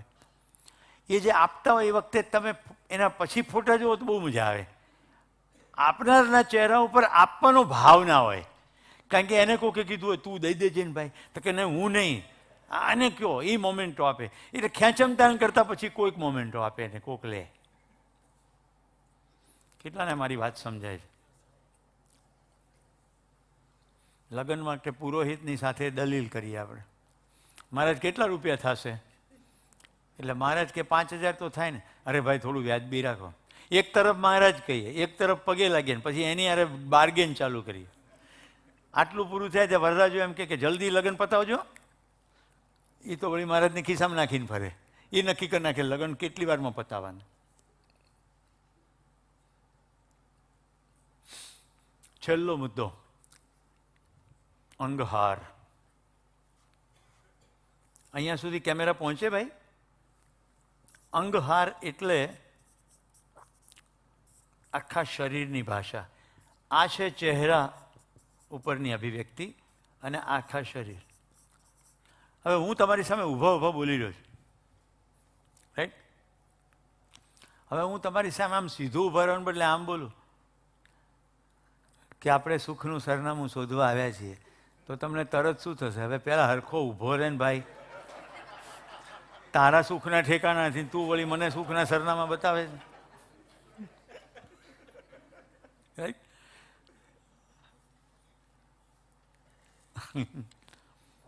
સંવાદમાં શું છે? મેં ક્યાંથી આ વાત શરૂ કરી? આપણે એક એક્સરસાઇઝ કરાવી. મેં તમને એક્સરસાઇઝમાં શું કીધું? શું છે? તો કોઈકે કીધું ઓડિયન્સ છે, કોઈકે કીધું લાઇટ છે. એક ભાઈ બોલ્યા ત્યાંથી જિજ્ઞાસા છે. તો જિજ્ઞાસા એ પણ અસ્તિત્વગત ભાવ છે, જાણવાની ભૂખ. હવે જો જાણવાની ભૂખ નિરંતર હોય, ભાઈ જેને જવાબ આપ્યો, જાણવાની ભૂખ નિરંતર હોય તો સમગ્ર અસ્તિત્વ જાણ્યા વગર ચાલશે નહીં. નહીં તો એ જાણવાની ભૂખ નથી, માહિતી એકઠી કરવાની ભૂખ છે. માહિતીની ભૂખ અલગ છે, જાણવાની ભૂખ બિલકુલ અલગ છે. કારણ કે જાણવું એટલે જીવવું, જાણવું એટલે સમજવું, જાણવું એટલે આચરણમાં મૂકવું, માનવું એટલે માહિતી એકઠી કરવી ને માને જવું. માહિતી કેવી રીતે એકઠી થાય અને કેવી રીતે માનીએ? ગઈકાલે બોમ્બે ટોકીઝમાં કયું પિક્ચર પડ્યું? તો કે રજનીકાંતનું જોરદાર પિક્ચર. એમ તો જોવું પડે. આ માહિતી આવી અને માની લીધું કે જોવું પડે. પછી પહેલા શોમાં જોવું પડે. મને ગોવિંદભાઈ ઘણા એવા નમૂનાઓ મળે કે અમે શોલે 28 વાર જોયું. વાહ! મેં કીધું તો દરેક વખતે ગબ્બરસિંહ ડાયલોગ બદલી નાખતો હશે ને? તો કે ના, ડાયલોગ થોડો બદલે. તો 28 વાર જોવાથી શું કરી લીધું? આ ખ્યાલ આવે છે? ઘણાને આવું બહુ મહિમા હોય છે, પહેલા શોમાં જ જોવાનું, જાણે કે એ વખતે કોઈ સ્પેશિયલ ડાયલોગ આવવાના હોય. યુટ્યુબમાં એવું શરૂ થયું છે, પ્રીમિયર આટલા વાગે લોન્ચ થશે યુટ્યુબ ઉપર. ફોને અમુક વાગે લોન્ચ થવાના હોય. હવે આ ગાંડ પણ ખાલી ભારતમાં નથી, હા, કમસે કમ એપલના ફોનમાં આવું જોવા મળે છે કે લોકો 2-3 દિવસ પહેલાં ગાડલા પાથરીને સૂઈ જાય. નાઇકીના શૂઝમાં પણ હોય છે.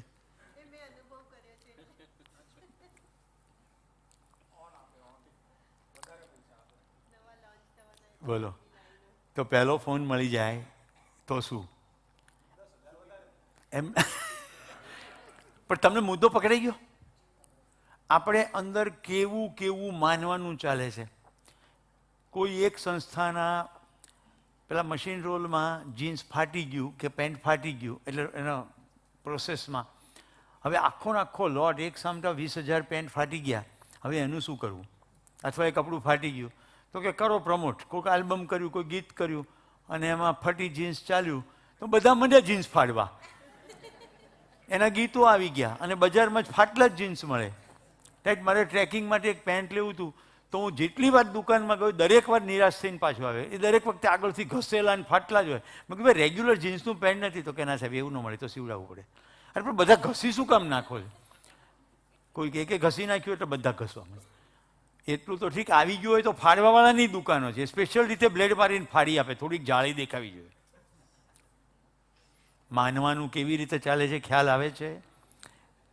આખો જાણવાનો કાર્યક્રમમાં બળ લગાડવું પડે છે, માનવામાં કોઈ બળ લગાડવું પડતું નથી. કોકે કીધું, સ્વીકારી લીધું. એટલે માહિતી એકઠી કરવી એટલે જાણવું નહીં. હું તમારી સામે ફફડાટીમાં ઇંગ્લિશ બોલી જાઉં, યત્ર યોગેશ્વરો કૃષ્ણ યત્ર પાર્થો ધનુર્ધરો, આમ બોલવા માંડું તો તમે માની શકો. માની લેવાય. હું જીવ્યો કેટલું? તો માનવું અને જાણવુંમાં આ ફંડામેન્ટલ ડિફરન્સ છે. મિત્રો, સત્ર પૂરું થવા આવ્યું છે. 2-3 મિનિટની વાર છે. પહેલા ક્વેશ્ચન્સ. માઇક આપો.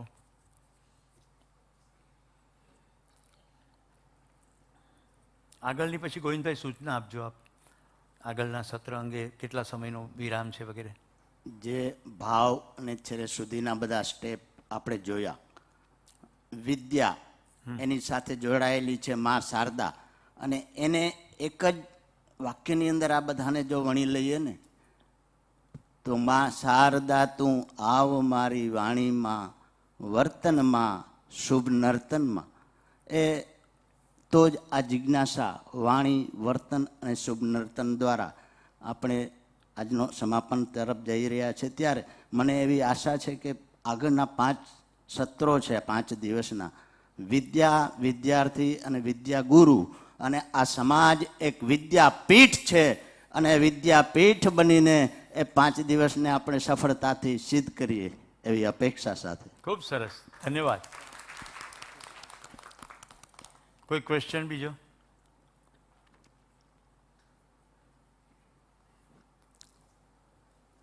ઓકે, તો ગોવિંદભાઈને માઇક આપો.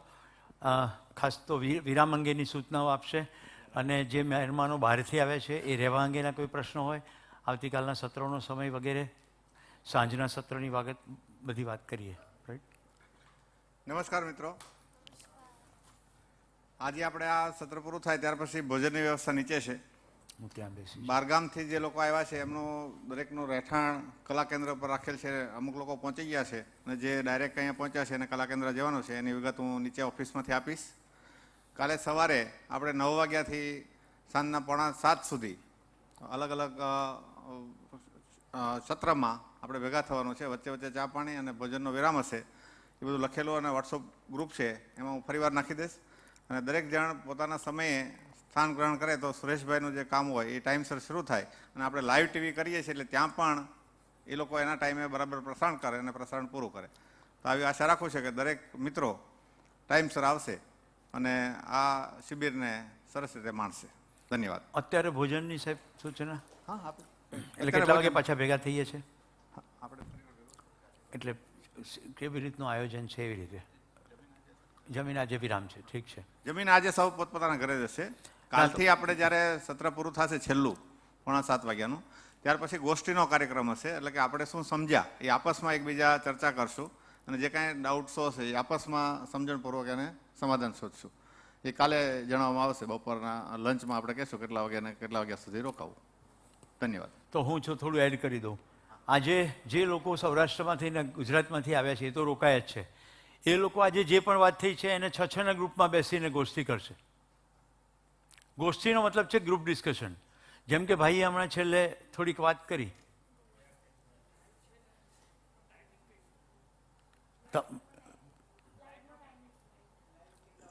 આવતીકાલે લાઈવ કેટલા વાગે થશે ને? સવારે 9 વાગે.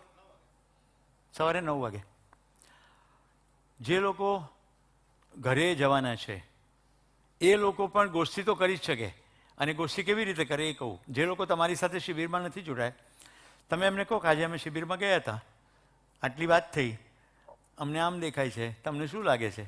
સાદી વાત કરો કે વાદ વિવાદ સંવાદ. જેમ કે સંવાદ એટલે શું, એમને શું કહેવું છે, રાઈટ? મેં તમને અત્યારે ભાવથી લઈને અંગાર સુધીની વાત કરી કે આપણી વાત બીજા સુધી પહોંચતી કેમ નથી. સંવાદમાં શું છે એની વાત થઈ રહી છે, રાઈટ? જો તમે અત્યારનું સત્ર બરાબર સાંભળ્યું હશે તો શું છે એ મારી અંદર સ્પષ્ટ થયા વગર હું સંવાદ કરવા માટે સક્ષમ જ નથી. રિપીટ કરું છું, શું છે એ મારી અંદર સ્પષ્ટ નથી તો માન્યતાઓ છે. આવું હોવું જોઈએ ને તેવું હોવું જોઈએ, બે પક્ષે માન્યતાઓ છે, તો સંવાદ ક્યાં છે? સંવાદ તો માત્ર તો જ શક્ય બને જો શું છે એની વાત થતી હોય. મારું શું છે એના પાર્ટ ઉપર ધ્યાન ગયું, તમારું શું છે એના બીજા પાર્ટ ઉપર ધ્યાન ગયું.